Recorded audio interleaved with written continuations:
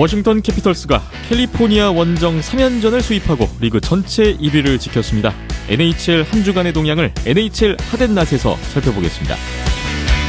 러시아와 핀란드, 스웨덴, 체코 국가대표팀이 참가하는 채널1컵이 이번 주에 열립니다.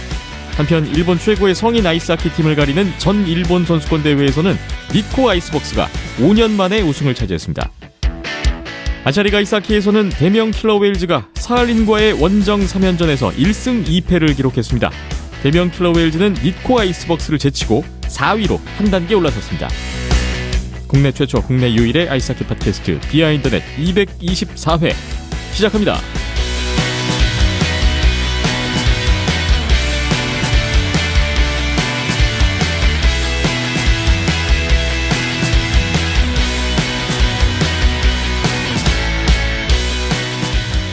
비하인드넷 오늘은 224회를 맞이했습니다. 12월 11일 수요일 오후에 녹음을 진행하고 있는 224회고요. 안녕하세요. 저는 김태범입니다. 이현섭 기자 나오셨습니다. 안녕하세요. 안녕하세요. 박김찬 PD가 조금 늦는다고 합니다. 현재 지각 중인 관계로 금방 올 것 같고요. 잠시 후에 합류하는 대로 아마 카메라가 또 켜지지 않을까 싶고요. 오늘 이현섭 기자님이 어떤 저지를 또 갖고 오셨는지도 잠시 후에 공개해 드리겠습니다. 12월 중순으로 접어들고 있고 날씨가 며칠 춥더니 또 사만사미가 시작된 것 같습니다. 미세먼지가 아주 또 감싸고 있는 한국의 수도권만 그런가? 전국이 다 그런 거죠 지금? 그죠? 예, 전국이 굉장히 심하다고 들었습니다. 예. 좀 답답합니다. 예, 공기가 좀 안 좋아서 건강 유의하셔야겠습니다. 저희 둘이 일단 한 주 동안 해주신 여러분이 주신 댓글 먼저 보면서 이야기를 시작해 보겠습니다. 유튜브 댓글 볼까요? 12월 6일에 금요일에 형노님 댓글 주셨습니다. 관심이 있는 경기였던 캐피털과 사노세와의 경기는 캐피털이 너무 쉽게 경기를 이겼네요. 미네소타의 브루스 감독은 공격력 발전은 정말 잘하는 코치 같습니다. 다만 수비가 너무 약해서 플레이오프에서 결과가 없어서 인정을 못 받는 코치가 아닌가 합니다. 좋은 방송 잘 듣고 있습니다. 갑자기 궁금한 게 있는데 KHL에 중국팀이 있던데 하는 걸 보면 나중에 실력이 더 좋아진다면 한국팀이 KHL에 참가할 수 있을까요? 라고 질문으로 마무리를 해주셨네요. 브루스 감독에 대한 이야기부터 먼저 해볼까요? 부드로 감독이 수비가 약한 감독은 아니에요. 이제 전반적인 시즌을 봤을 때는 옛날에 애나하임 때는 전체 최소 실점 기록한 적도 있고 미네소타 때도 거의 최상위권 위치에 있을 때가 있어요. 근데 브루스 보드로 감독이 이상하게 또 감독을 하면은 좀 최근에는 굉장히 장기 부상자 여파가 많이 나오고 있습니다. 특히 이제 미네소타 같은 경우가 최근에 미네소타가 한 2시즌 매슈 덤바 이런 선수들이 그냥 아주 줄줄이 브로딘 이런 선수 다 빠지면서 팀이 제대로 굴러갈래야 굴러갈 수 없는 상황이었어요. 그렇기 때문에 그리고 더 전반적으로 이제 일단적으로 좀 공세적으로 이제 풀었던 운영이 안 풀리면 굉장히 이제 어려워진다. 게임 플랜을 풀어나가는 부분에서 좀 부드로 감독이 약점이 있다고 생각하지 좀 수비력이 안 좋다라는 의견은 저는 그렇게 생각하지 않습니다. 네. 제가 봤을 때는 그래요. 물론 이 질문 주신 분께서는 이제 좀 수비가 약하다고 생각하실 수 있겠지만은 제가 그냥 눈으로 봤을 때는 그렇습니다. 제가 틀릴 수도 있고요. 어쨌든 개인적인 의견이죠. 그렇습니다. 어쨌든 확실하게 브루스 보드로 감독의 확실한 부분은 굉장히 공세적인 운영에서 나오는 이제 압박 같은 거를 좀 세게 넣으면서 그런 부분에서 상대방을 좀 질식을 시킨다든가 그런 식으로 굉장히 공세적인 자세를 취하는 감독으로 많이 알려져 있고 그런 게임 운영이 안 막힌다. 그러니까 플레이오프라든지 어디에서 그런 게임 운영이 막힌다 이러면은 그 뒤에 어떻게 좀 대체가 제대로 잘 안 되는 그런 좀 약점을 가진 감독이라고 말씀드릴 수 있겠네요. 그렇군요. 한 가지 질문에 대한 답을 또 드리기에 앞서서 박김찬 PD 벌써 도착했네요. 생각보다 되게 일찍 왔는데요. 잠시만요. 네, 카메라 켜졌습니다. 박김찬 PD는 보이지 않지만 들어왔습니다. 어서 오십시오. 예, 안녕하세요. 네. 생각보다 너무 빨리 와가지고 이럴 줄 알았으면 그냥 조금 더 기다렸다가 같이 시작할 걸 그랬어요. 그렇죠. 네. 자연스럽게 댓글로 스며드시면 될 것 같고요. 네. 유준호 살린스크 건강하게 잘 다녀오셨죠? 예, 거기 엄청 추웠다고. 추워가지고. 한국도 그때 되게 추웠어요, 근데. 네. 영하 한 15도, 16도 이렇게 떨어지더라고요. 네. 근데 어차피 숙소 링크장 이렇게만 있으니까 눈도 많이 오고 사진 보니까 그렇더라고요. 예, 첫날 많이 왔었고요. 네. 둘째 날부터는 맑았는데, 예, 뭐 그랬습니다. 그래도 이번에는 건강하게 돌아온 것 같아서 다행이라는 생각을 하고요. 잘 봤으니까요. 네. 그러니까요. 잠시 후에 데미안 킬러웰즈 원정 이야기 또 풀어보겠습니다. 형노님 질문 한 가지 더 있는데 이거 보겠습니다. 나중에 실력이 좋아지면 한국팀이 KHL에 참가할 수 있겠느냐. KHL 중국팀이 있는데 이런 질문입니다. 두 분이 예전에 뭐 이런 대답 이미 드린 바가 있는데 비관적인 답을 주신 적들이 있죠. 네, 뭐 일단 비용 문제도 크고요. 네. 지금 아시아리그 뛰고 있는 것보다 5-6배 더 많이 들어가는 걸로 알고 있고, 네. 실력이 문제가 아니라 사실 그 외의 문제가 더 큰 것 같기도 해요. 실력도 문제고요. 실력도 실력이 문제입니다. 가장 큰 네. 문제고요. 네. 네. 아니 일단 현실적으로 순수- 비용이 돼야지 뭐 나가는데. 그죠. 그렇죠. 그러니까 비용하고 이제 그 그러니까 실력을 갖추려면은 돈이 있어야 됩니다. 예, 그렇죠. 중국 팀들처럼 외국인 선수, 북미 선수들이나 유럽 선수들, 러시아 선수들을 써야 되는데 거기에 들어가는 비용이 만만치 않다 보니까 비용이 네. 많이 들어간다고 말씀을 드린 거였고, 일단 지난 8월에 이제 VHL 팀이 한번 왔었잖아요. 네. 그러니까 KHL이 아니라 하브리그인 VHL 팀이 왔는데도 VHL 최하위권 팀. 네, 그 팀도 북미 및 러시아 선수들로 해서 2라인 내지 3라인 정도 갖추고 나머지 이제 중국 선수들로 포함이 돼 있는 수준이었는데도 최하위권이란 말이죠. 네. 2부 리그에서. 그렇습니다. 네. 최하입니다. 거의. 그러니까 KHL 나가려면은 그보다 더 많은 선수들과 훨씬 더 좋아야 많은 됩니다. 비용이 투자가 돼야 되는 것은 물론 이거니와 아시아리그처럼 뭐 한국, 일본, 사할린 이렇게 왔다 갔다 하는 것보다도 뭐 엄청 다녀야 되잖아요. 모스크바부터 해서. 그렇죠. 네. 중국 팀인 쿤룬 레드스타 베이징의 로스터만 보셔도 중국인 선수보다는 외국인 선수가 훨씬 많죠. 그렇죠. 네. 그거는 사실 규정에는 어긋나지 않는 부분이고 사실 KHL은 이제 뭐 러시아뿐만 아니라 제3국 팀들도 많이 참가를 하는 리그예요. 그리고 아무래도 러시아 하키랑 다른 나라가 수준 차이가 있으니까 그 수준을 메우기 위해서 조금 더 이제 외국인 쿼터를 풀어준다는 느낌으로 보시면 되고, 정확히 말하면은 한 경기에 20명을 이제 그 출전을 시킬 수가 있습니다. 게임 라인업에. 네. 근데 그 중에 이제 외국 팀 같은 경우에는 러시아 선수 플러스 그 자국 선수가 10명이면은 나머지는 마음대로 채워도 됩니다. 어느 나라든 상관없다. 그렇습니다. 예. 그러니까 뭐 예를 들면은 러시아 선수 플러스 자국 선수이기 때문에 그러니까 러시아 선수 10명 채워도 되는 거예요. 그러니까 기반이 안 좋은 팀들이 오히려 뭐 지금 쿨룬 레드스타 같은 경우에는 그렇게 러시아 선수들이 많지 않은 걸로 알고 있지만 그래도 어쨌든 뭐 그런 식으로 갈 수 있다라는 거죠. 그러니까 10명 이런 식으로 그냥 아주 싸그리 외국인으로 해도 규정상 문제가 없습니다. 왜냐하면 그렇지 않으면은 너무 실력 차이가 많이 나버려요. 지금 사실 그 규정을 도입을 해도 실력 차이가 많이 납니다. 솔직히 보면은 디나모 민스크, 디나모 리가, 뭐 또 쿨룬 레드스타, 옛날에 또 어디 있었죠? 그 슬로바키아의 네. 슬로반 이런 팀들 보면 너무 차이가 많이 나요. 그럼에도 불구하고 그렇고 그건 사실 이제 리그 규정이기 때문에 이거를 이제 쿨룬 레드스타가 야 쿨룬 레드스타 중국 팀인데 왜 중국 선수 없어? 이거 뭐 사기 아니야? 뭐 이런 식으로 생각하실 게 아니라 그거 리그 규정을 이용을 하는 거기 때문에 저는 문제가 없는 부분이에요. 예. 물론 뭐 이제 그 10명 중에 중국인 없다 뭐 이런 부분에서는 뭐 조금 이야기가 나올 수 있지만 어쨌든 뭐 저는 그 규정을 잘 활용을 하고 있다라는 측면을 조금 더 언급을 드리고 싶고요. 결과적으로는 돈입니다. 돈. 왜냐하면은 이게 결국은 최근 KHL이 굉장히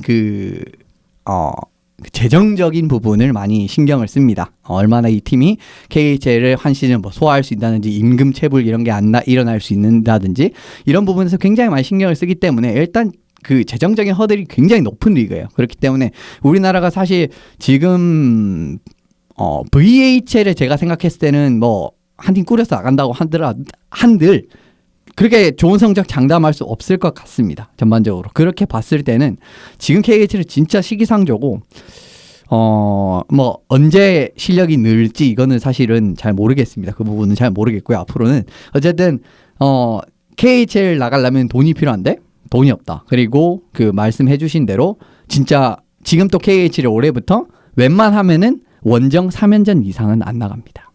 네. 그 말은 무엇이냐면은 돈이 더 많이 들어간다는 말이에요. 그러니까 옛날에 예를 들면 그냥 생각해 보시면은 이번에 원정 간다. 그냥 모스크바랑 싹 그냥 원정 한번 지금 아시아리그처럼 쫙 한번 쓸 건데 이런 개념은 안 됩니다. 그런 일정이 아니고 거의 뭐 이틀에 한 번 꼴로 경기를 하는데 계속 그렇습니다. 이동을 해야 되는. 계속 이동을 해야 돼요. 그런 그러니까 그게 다 일정이에요? 돈이죠. 체류비, 장비 이런 거 엄청 많잖아요. 네. 장비, 인력 그러면은 정말 돈이 정말 술술술 셉니다. 예. 그리고 그렇게 빡센 일정 속에서 20명 가지고는 안 되죠. 그렇죠. 안 되죠. 그러니까 이제 더블 스쿼드나 뭐 이렇게 갖춰놔야 어느 정도 성적도 내고 뭐 돌아갈 수 있는 건데 네. 예. 뭐 중국은 있는데 우리나라 왜 없냐 하실 수도 있는데요. 중국 한 팀이 쓰는 돈이 아시아리그 쓰는 모든 팀 합쳐도 안 돼요. 그래서 돈이 진짜 그렇죠. 자, 궁극은 그렇죠. 실력이 부족한 것도 맞는데 실력이 좋아진다고 해서 KHL에 갈 수 있는 게 아니라 그렇죠. 일단 그에 앞서서 돈이 필요하고 예. 돈이 있으면 또 실력을 키울 수 있고. 네. 그렇죠. 실력 그렇게 키우려면 정리하면 돈이 될것 필요하고. 같군요. 네. 예. 그렇습니다. 그래서 뭐 또 다른 의견으로는 스폰서를 뭔가 유치하는 방안이 있는데 사실 뭐 우리나라 돈 많은 기업은 많잖아요. 그리고 사실 KHL에 한국 기업이 굉장히 스폰서 많이 하고 있습니다. 생각보다. 네. 광고판을 보시면은 네. 뭐 좀 보실 수가 있어요. 근데 그 부분도 요원한 게 결국 스폰서들이 돈을 내면은 어쨌든 성적이 수반이 돼야 됩니다. 예를 들면은 이 영화 뭐 몇백억 든다고 가정을 해요. 그러면은 뭐 어떻게 스폰서를 잘 땡겨 대기업 스폰서 잘 땡겨서 뭐 여기서 100억 저기서 100억 이런 식으로 땡겨 왔어요. 근데 나갔는데 동부 13위 이러면 12위 이러면 이거는 스폰서 입장에서도 1년 해보고 나면 답이 안 나오는 이런 이제 느낌이 나오거든요. 네. 그렇기 때문에 여러 가지로 참 어려운 거죠. 예. 당장 빠른 시간 안에 이루어지기는 쉽지 않을 것 같고요. 뭐 언젠가는 꿈을 꾸는 거죠. 네.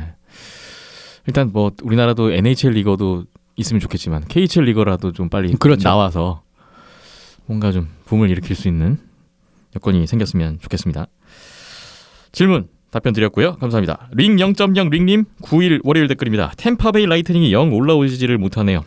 순위치고 득실 마진이 플러스 15인 것을 보아서는 폭발력은 있는 것 같은데 말이죠. 작년과 다른 템파베이의 모습은 어떤 것이 있을까요? 예년에 비해서 안 좋은 모습을 보여주고 있는 트로피 듀오 니키타 쿠체로프와 안드레이 바실렙스키는 언제쯤 페이스를 잡게 될까요? 하셨습니다. 그러게요. 이쯤 되면 올라와야 될 것 같은데 여전히 썩 달라진 모습을 보여주지 못하고 있는 템파베이 라이트닝인 것 같습니다. 어떻게 보십니까? 제가 올해 봤을 때는 템파베이가 숨을 좀 죽이고 있는 겁니다. 그러니까 작년처럼 그냥 스퍼트를 팍 내면서 고꾸라지는 게 아니라 숨을 좀 죽이면서 쭉 가다가 이제 시즌 중후반에 올 것을 조금 더 상정하는 경기력인 것 같아요. 실제로 경기를 보시면은 생각보다 경기력이 그렇게 나쁘지는 않습니다. 근데 다만 이제 조금 이제 득점 이후에 약간 그 긴장감이 풀어지면서 실점을 해가지고 좀 게임 어려워지는 이런 부분 같은 경우에는 또 쉽게 수정이 가능한 부분이기 때문에 그런 부분에서 조금 약점은 있는데 어쨌든 저는 템파 아직까지 경기를 봤을 때 크게 걱정할 필요는 없을 것 같고요. 달라진 템파베이 모습이라고 하면 최근 들어서 체커형 선수 그리고 조금 더 신체적인 이제 이점을 가지고 있는 뭐 패트릭 머룬이라든지 이런 선수들을 조금 더 활용을 한다라는 느낌입니다. 네. 예, 그런 부분이 있는 것 같고요. 쿠체로프 선수는 그냥 뭐 그래도 제가 생각했을 땐 거의 한 경기에 1포인트 이상 하고 있으면 충분히 잘하고 있다라고 생각을 하고 바실렙스키 선수가 사실 조금은 걱정이 돼요. 사실 이 선수가 올해 같은 경우에는 좀 초반이라고 해도 좀 생각보다 좀 쉬운 골을 많이 먹히는 느낌이 예전보다 좀 크기 때문에 어쨌든 바실렙스키 선수만 조금 더 페이스를 찾으면은 제가 생각했을 때는 템파는 순식간에 올라오지 않을까 싶습니다. 네. 컵을 들어올리려는 팀은 지금 올라올 필요가 없을 것 같습니다. 정규리그와 막판 20경기 남겨놓고 올라오면 되지 않을까. 세인트루이스 작년 이맘때쯤 아마 거의 최하위권이었을 겁니다. 네. 지금 올라올 필요 없어요. 우승위에서는. 뭐 언젠가는 전력이 있으니까 좋은 결과가 나오지 않을까 예상을 해봅니다. 팟빵 댓글 넘어가 보기 전에 잠시 소개를 드리면 오늘 캘거리 플레임스의 저지를 입고 오신 이현섭 기자님이시고요. 그렇습니다. 오늘 캘거리 얘기가 나온다는 얘기죠. 예. 네. 예고는 워싱턴이었지만 네. 뜬금없는 24번이면 누군가요? 원래는 42번을 달았던 선수인데 세르게이 마카로프 선수입니다. 또 러시아 출신 선수고. 예, 소비에트 연방의 전설적인 스나이퍼라고 할 수 있고 거의 뭐 골 넣는 데는 정말 천부적인 재능을 가졌던 선수였고요. 체스카 모스크바의 영구 결번이기도 한 좀 뭐 소비에트 연방 당시 선수 레전드 선수입니다. 과거에 캘거리에서 또 뛰었었던 세르게이 마카로프 선수의 저지를 입고 잠시 후에 캘거리 플레임스의 이야기를 해주실 것 같습니다. 기대를 해보겠고요. 팟빵 댓글 벅스터님 12월 8일 댓글 주셨습니다. 안녕하세요. 유튜브로 이것저것 NHL 영상 보다가 캐롤라이나 허리케인 이 팀의 셀러브레이션 영상을 보게 됐습니다. 하는 퍼포먼스들도 꽤 다양하고 되게 영하고 귀엽다고 해야 하나요? 무슨 대학교 팀인 줄 알았습니다. 바이킹 클랩으로 저는 아는데 경기가 승리로 끝나면 선수 관중 다 같이 콩콩 짝 박수 치다가 선수들이 관중석 쪽으로 우르르 달려가서 쿵하고 부딪히거나 다른 다양한 퍼포먼스들을 보여주는 시기인데 팬들과 함께하는 모습이 멋지다고 느꼈습니다. 다른 NHL 팀들도 이런 퍼포먼스들 많이 보여주나요? 아니면 이 팀만 유독 이러는지 궁금하네요. 하셨습니다. 스콜 챈트라고 불리는 겁니다. 정확히 이제 그 스콜 바이킹 챈트? 클랩, 바이킹 클랩이라고도 말씀을 하지만 좀 더 이제 하면 스콜 챈트라고 이제 말을 하고요. 네. 그 바이킹 옛날에 그 바이킹 민족들이 전투 사기를 고양하기 위해서 이제 그런 걸로 알고 있어요. 제가 알기로는. 근데 이제 캐롤라이나만 사실 이제 홈 경기 끝난 이후에 이런 식으로 퍼포먼스를 하고요. 뭐 여러 가지가 있습니다. 뭐 그 에반더 홀리필드 씨를 갑자기 불러가지고 뭐 복싱 선수요? 예, 네. 뭐 복싱 셀러브레이션을 하기도 하고 뭐 농구 슬램덩크 이제 마치 매드니스 그러니까 3월에 광란 그 대학 농구 토너먼트 시즌에는 막 뭐 덩크도 하고 뭐 어쨌든 좀 그런 부분에서 좀 팬 서비스 같은 느낌으로 많이 하고요. 결과적으로 홈에서 하기 때문에 홈에서 지면 안 합니다. 예. 이런 식으로 가고 다른 팀들은 이 정도까지 매번 뭐가 바꿔가면서 준비하진 않아요. 그러면서 이제 좀 재밌잖아요 보면은. 근데 이거를 좀 보수 정말 하키의 보수 중에 극보수인 지금은 이제 직장을 잃으신 돈체리 아저씨가 네. 아주 욕설을 또 예, 한 적이 있습니다. 네, 싫어하는 사람도 있겠죠. 그렇죠. 물론. 이게 뭐한 짓이냐 이게 뭐 머저리 들어갔다고 어. 정말 욕을 했습니다. 이제 그러면서 더 유명해졌죠. 예, 그러면서 심지어 이 확실히 미국 팀들은 마케팅 머리가 좋아요. 그러니까 그 번치 오브 저크스라 했거든요. 근데 그거를 이 로고 티셔츠를 만들어가지고 팔더라고요. 그래서 그 뒤로부터 그게 더 유명해졌습니다. 네. 그래서 돈체리는 이거 안 했으면 좋겠다라고 그 이야기를 했지만 더 유명해져 버린 또 그런 이야기도 있습니다. 아무튼 예, 캐롤라이나가 좀 굉장히 적극적으로 이런 부분을 하죠. 뭐 팬들과의 호흡이니까 어쨌든 뭐 마케팅의 성공의 일환인 것 같기도 하고 그러네요. 답변을 드렸습니다. 벅스터님도 감사드리고요. 미국 매니아님 9일 월요일 댓글이에요. 하키 포지션 중에서 각자 세 분이 가장 좋아하는 포지션이 어떻게 되시나요? 박힘찬 PD님의 꼴리사항을 알고 있지만 그리고 그 포지션 중 가장 좋아하는 현역 선수도 알려주시면 감사하겠습니다. 라고 저희 세 명의 의견을 물으셨습니다. 예, 뭐 네. 저야 뭐 NHL이든 KHL이든 뭐 아시아리그든 꼴리를 주로 보니까요. 네. 예, 제가 또 동호회 활동을 하고 있기도 하고 꼴리 가장 좋아하고 현역 선수 중에 지금 가장 보고 있는 선수는 그 펜서스의 버브로스키. 네. 네. 전에 한번 말씀해 주셨었죠. 네.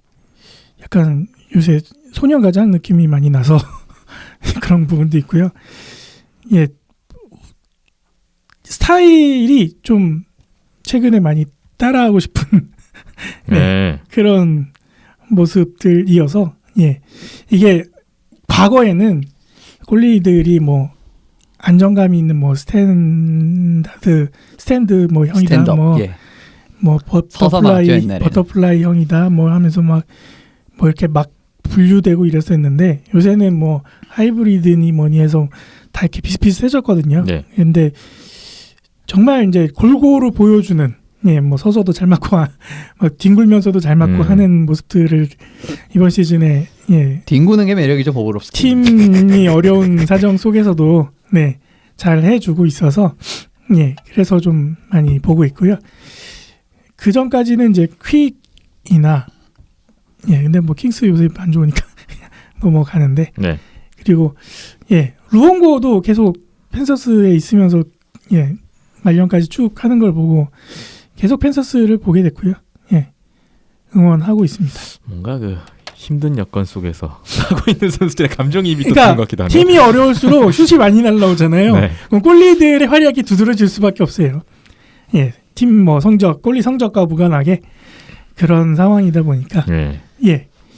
그래서 자연스럽게 아시아리그에서는 예, 이바노프 응원하고 있고요. 올 시즌은 알렉스 이바노프. 네, 다 네. 비슷한 느낌인 것 같아요. 네, 선수들이 다. 맞습니다. 좀 그 뭐랄까 좌우 좀 그 제한된 공간 그렇죠. 내에서 많은 움직임을 좀 보여주고 트리키한 있고, 선수들. 예, 역동적인 그죠. 모션을 갖고 있는 골리들이죠. 제가 할 수 없는 것들이어가지고 예, 좋아하고 있습니다. 네. 따라하고 싶은 네. 그런 워너비 모델들을 언급을 해주셨네요. 이현숙 기자님은 포지션 어떤 선수 좋아하십니까? 포지션이요. 근데 저는 오른손잡이 윙어들을 보통은 좋아합니다. 왼손잡이 윙어들 말고 이제 오른손잡이 윙어는 좀 기하잖아요. 근데 그런 선수들을 좋아하고 뭐 대표적으로 오베치킨 선수라든지 아르테미 파나린 선수가 좀 대표적인 선수들이 되겠네요. 근데 또 최근 들어서는 뭐 KHL 쪽을 보면은 이 선수가 지금 오른손잡이인지 정확하게 생각이 안 나는데 바딤 시파초프 선수 굉장히 좋아합니다. 저는. 네. 국내 네. 리그에서는 국내 리그요? 좀 눈에 띄는 선수 있습니까? 갑자기 이거 좋아하시는 생각하지 선수. 못했던 네. 아시아리그 내에서 갑자기 확 얻어맞는 국내 느낌인데. 선수라든지 국내 선수, 해외 선수 다 포함하면은 이거 조금만 생각했다가 태범 아나운서님 그거 하고 말씀드릴게요. 그냥 없다고 해도 되지 않을까요? 이 정도면 딱히 뭐 떠오르는 선수 없으면 뭐 없다고 하셔도 돼요. 맞다. 예전부터 우에노 히로키 선수 참 좋아했어요. 네. 비슷하네요. 네. 스타일이. 굉장히 그 스케이팅 스타일도 이 선수가 참 스타일이 있고요. 옛날에 전성기 때 진짜 골 만드는 능력 보면 이 선수 진짜 장난 아닙니다. 팬이 네. 될 수밖에 없는 선수였기 때문에 저는 개인적으로는 우에노 히로키 선수를 참 좋아합니다. 그렇군요. 저는 뭐 두 분에 비하면 많이 안 봐서 잘 모릅니다. 그런 입장에서 본 것 중에서만 이야기를 한번 해보면 공격수 좋아하고요. 공격수는 팬들을 즐겁게 하니까 그 중에서 저는 NHL에서는 코너 맥데이비 선수 그 스케이팅 하는 거 보고 한번 반한 적이 있어서 좋아하고요. 최근에 KHL 경기 보면서 좋아하게 된 선수는 바딤 시파초프. 네, 좋아하게 됐고 국내 리그에서는 저는 한라에서는 김상욱 선수, 대명에선 전정우 선수. 그러니까 이게 공통점이 있는 것 같아요. 전체적으로 골보다는 좀 도움을 많이 올려주는, 좀 뭔가 만들어주는 그렇죠. 그런 플레이 스타일의 공격수들을 저는 좀 좋아라 합니다. 네, 개인적으로 개인 취향입니다. 잠깐 시간이 흘렀는데. 예, 말씀드렸잖아요. 우에노 히로키로 끝내시겠습니까? 네, 끝내겠습니다. 네. 그걸로 알겠습니다. 아시아리그. 알겠습니다. 그리고 뭐 추가적으로 NHL 뭐 에르크 카르손 선수 뭐 그 정도까지 하겠습니다. 알겠습니다. 오른손잡이죠.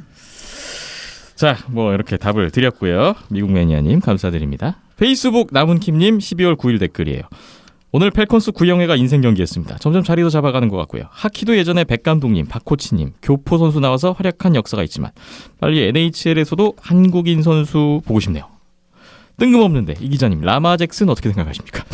진짜 뜬금없는 진짜 질문입니다. 뜬금없는데 저 사실 최근에 NFL을 잘 못 봅니다. 네. 제가 다른 거 볼 시간에 그 KHL 경기를 봤었기 때문에 KHL, NHL 경기를 많이 봤었기 때문에 요즘에 NFL은 진짜 어떻게 돌아가는지도 잘 모르고요. 네.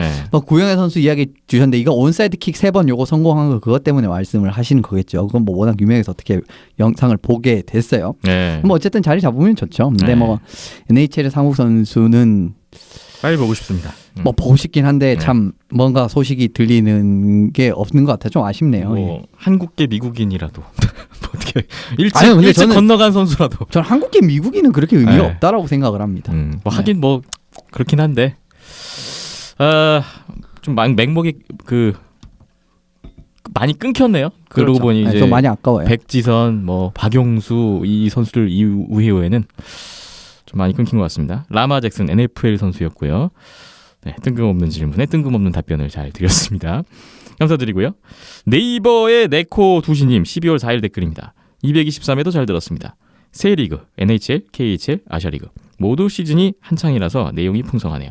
부상 중인 마너 선수 곧 복귀할 수 있으리란 반가운 기사가 있네요. 립스 순위도 좀 같이 올라갈 수 있기를 바라봅니다. 그리고 유튜브 온더스포츠 채널의 4명 킬러 웨일즈 경기 풀 영상 하이라이트 굉장히 잘 보고 있습니다. 솔직히 아시아리그에서는 특별히 응원하는 팀이 없었는데 직관은 못하지만 영상으로나마 자주 챙겨보다 보니 점점 응원하게 되는 마음이 생기더군요. 한 가지 작은 건의사항이 있다면 하이라이트 영상에 피리어드 구분하는 컷이 없다 보니 양쪽 진영이 바뀐 게 순간적으로 헷갈릴 때가 있더라고요. 피리어드 넘어갈 때 구분되는 컷이 나오면 어떨까 싶습니다. 좋은 방송 항상 고맙습니다 하셨네요. 네, 들으신 소감, 보신 소감을 남겨주셨습니다. 의견을 하나 주셨죠. 피리어드 넘어갈 때 구분되는 컷이 나오면 어떠냐. 박김찬 PD님? 예, 네. 처음 한 2년 동안은 넣었었는데요. 네. 그 이후에는 뺐고요. 다시 넣을게요. 그럼. 뺀 이유가 혹시 있었습니까? 귀찮은 것도 컸고, 아, 예, 시간을 잡아 먹는 것도 컸고요. 각 이제 NHL이나 KHL 뭐 세계선수권 이런 경기들은 매 피리어드 하이라이트가 있습니다. 하이라이트 장면들이. 근데 아시아리그 같은 경우에는 가끔 가다 보면은 뭐 한 피리어드가 통으로 그냥 지루하게 끝나는 경우들이 있거든요. 그거는 이제 1피리어드 하다가 갑자기 3피리어드 넘어가는 거죠. 그게 애매해서 뺐었거든요. 네. 예, 그런 경기들이 좀 자주 있다 보니까 최근에도 좀 그런 추세로 다시 가고 있긴 한데 예, 넣어달라고 하면은 넣겠습니다. 혹시 뭐 그런 경우 있으면 이제 1피 하고 바로 3피 브릿지 넣고 그냥 3피로 넘어가면 되죠. 뭐. 그러니까 그게 좀 싫은 거죠. 좀 창피하고 예, 창피한 게 컸습니다. 네. 어쨌든 뭐 의견 반영하신다고 하니까 네. 다음 하이라이트 때부터는 그렇게 기대를 해보겠습니다. 네. 다음 경기가 주말부터 있네요. 네. 네.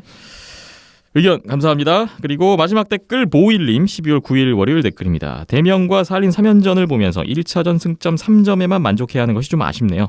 승점을 좀 더 챙겼으면 하는 바람이었는데 너무 욕심이었다는 생각이 듭니다. 일단 이번 시즌은 4위만 해도 대단하다는 생각이 듭니다. 좀 더 성장하는 단계라는 팀이라 2, 3년 후에는 기대가 됩니다. 강환이라는 어린 선수도 기용하는 것을 보면 말이죠. 어제 대한 아이스하키 홈페이지에 들어가니 강릉하키센터에서 1월 말에는 U20 남자대회, 2월에는 레거시컵, 남자 성인 대표팀 경기가 잡혀있더라고요. 남자 대표팀은 쿤룬 레드스타라는 팀하고 하는데 KHL 소속팀인데 그 시기가 정규 시즌 중에 한국에 와서 경기를 하는 것이 좀 이상하기는 하네요. 프리시즌도 아니고 그래서 이 팀이 어디인가 보니 중국 베이징. 그런데 소속팀 선수들이 한 명만 중국 선수, 나머지는 외국인. 하위 VHL에 두 팀이 있고 좀 자료를 찾아보니 중국에서 올림픽을 하면서 많은 자본을 투자해서 유소년과 성인 팀에 투자를 하더라고요. 우리와는 다르게 미국, 핀란드 등에서 지원도 해주고요. 좀 부럽다는 생각도 듭니다. 전 이름감이 있지만 쿤룬 레드스타에 대해서 알고 싶어요 라고 마무리를 해주셨습니다. 몇 가지 이야기가 남았는데 대명과 살린 3연전 이야기는 잠시 후에 이야기를 나눠보겠고요. 그리고 그 국제대회 대한 아이스하키 협회를 통해서 발표된 내용도 이따가 따로 저희가 준비를 하고 있습니다. 거기서 상세하게 또 안내를 드리면서 이야기를 나눠보겠고요. 쿤룬 레드스타 베이징 얘기가 또 나오네요. 아까 뭐 잠시 언급이 됐지만 선수 구성은 그렇고 2016년에 창단을 해서 KHL 40번째 시즌 참가를 하고 있는데 올 시즌 성적이 좀 괜찮죠 그래도? 플레이오프 진지하게 노려볼 수 있을 만한 이제 포지션에 있고요. 그리고 이제 중국 선수들은 어떻게 보면 그 화교 선수들이 좀 많이 이번에는 올해 같은 경우에는 참가를 했어요. 아무래도 이제 그 중국이 2022년 올림픽이죠. 그 올림픽을 대비를 하려면은 올해부터는 이제 기화 자원을 선발을 해야 됩니다. 그리고 기화 자원을 충족을 시키려면은 어쨌든 중국 국적의 팀에서 2년 이상을 뛰어야 되기 때문에 그런 이제 규정이 다 있거든요. 이제 물론 그 전에 이제 다른 팀 국가대표에 뽑히지 않았다는 것도 포함이 됩니다. 그러면은 이제 일단 이 화교 선수들은 아마 2년을 채우고 뭐 2년을 채우지 않더라도 지금 뭐 중국 패스포트 이런 부분을 가지고 있으면은 뭐 선발이 될 수 있는 부분이고요. 올해 같은 경우는 확실히 좀 화교 선수들이 많이 들어왔습니다. 뭐 그리고 뭐 지금은 동부지구에 소속이 돼 있고 그리고 이번에 우리나라 레거시컵에 오는 선수들이 어느 정도 선수인지는 모르겠어요. 진짜 1군 지금 1군으로 뛰고 있는 선수들이 다 올지 아니면은 뭐 VH, KRS 팀과 좀 믹스를 해서 올지 그런 부분은 뒤에 이제 로스터가 나와봐야 알 것 같고요. 올해 같은 경우에는 정말 뭐 일단 화교 선수들 기반으로 다지고 꽤 이제 북미에서 좀 잘했던 화교 선수를 많이 데려온 이후에 이 용병을 데려온 부분도 굉장히 좋은 선수들을 올해 많이 데려왔거든요. 그러면서 올해 좀 심기일전하는 모습 보이기 때문에 만약에 진짜 1군으로 이번 레거시타 이번에 2월에 한국에 온다라고 하면은 꽤 버거울 수 있습니다. 분명히. 추가적인 내용은 이따가 따로 코너에서 말씀을 드리겠습니다. 보일님까지 참여 감사드리겠고요. 댓글 여기까지 하고요. 잠시 후에 오늘 본격적인 이야기로 들어가 보겠습니다.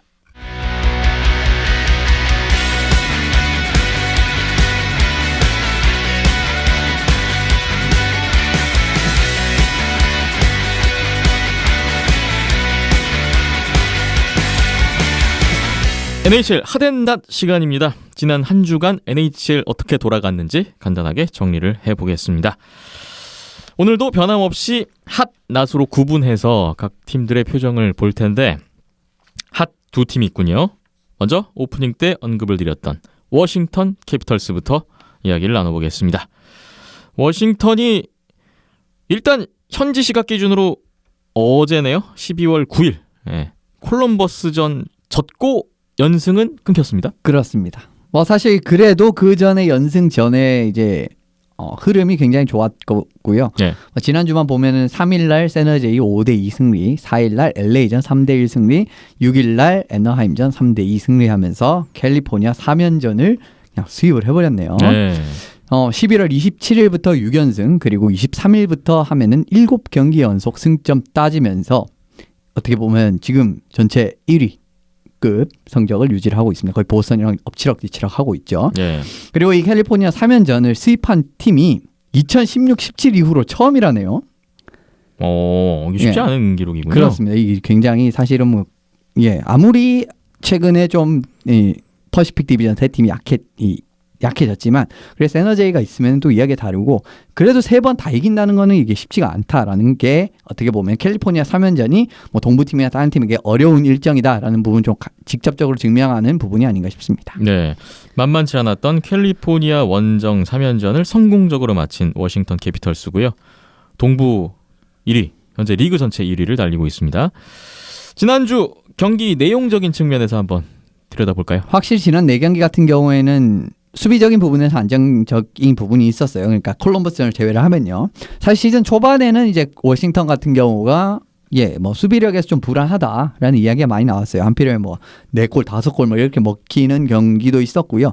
뭐 5골, 6골 이렇게 실점하는 경기도 꽤 많았습니다. 초반에는. 근데 이제 지난 콜럼버스전 이전까지 또 말씀을 드리는데 연승 있었잖아요. 근데 그 연승 기간 동안 3실점 이상 넘어가는 경기가 하나도 없습니다. 다 3실점에서 아무리 많아도 3실점에서 틀어 막았고요. 그리고 원정 4연전 같은 경우에 평균 슈팅 26개로 그냥 아예 묶어버렸어요. 상대방. 네네. 이런 부분에서도 안정적인 수비력 같은 부분이 돋보였고 그리고 4경기에서 단 7실점만을 허용을 하면서 수비력에서 굉장히 훌륭해진 캐피털스다. 그런데 공격력이 약한가 하면은 그것도 아니다라는 부분을 말씀을 드리고 싶네요. 네.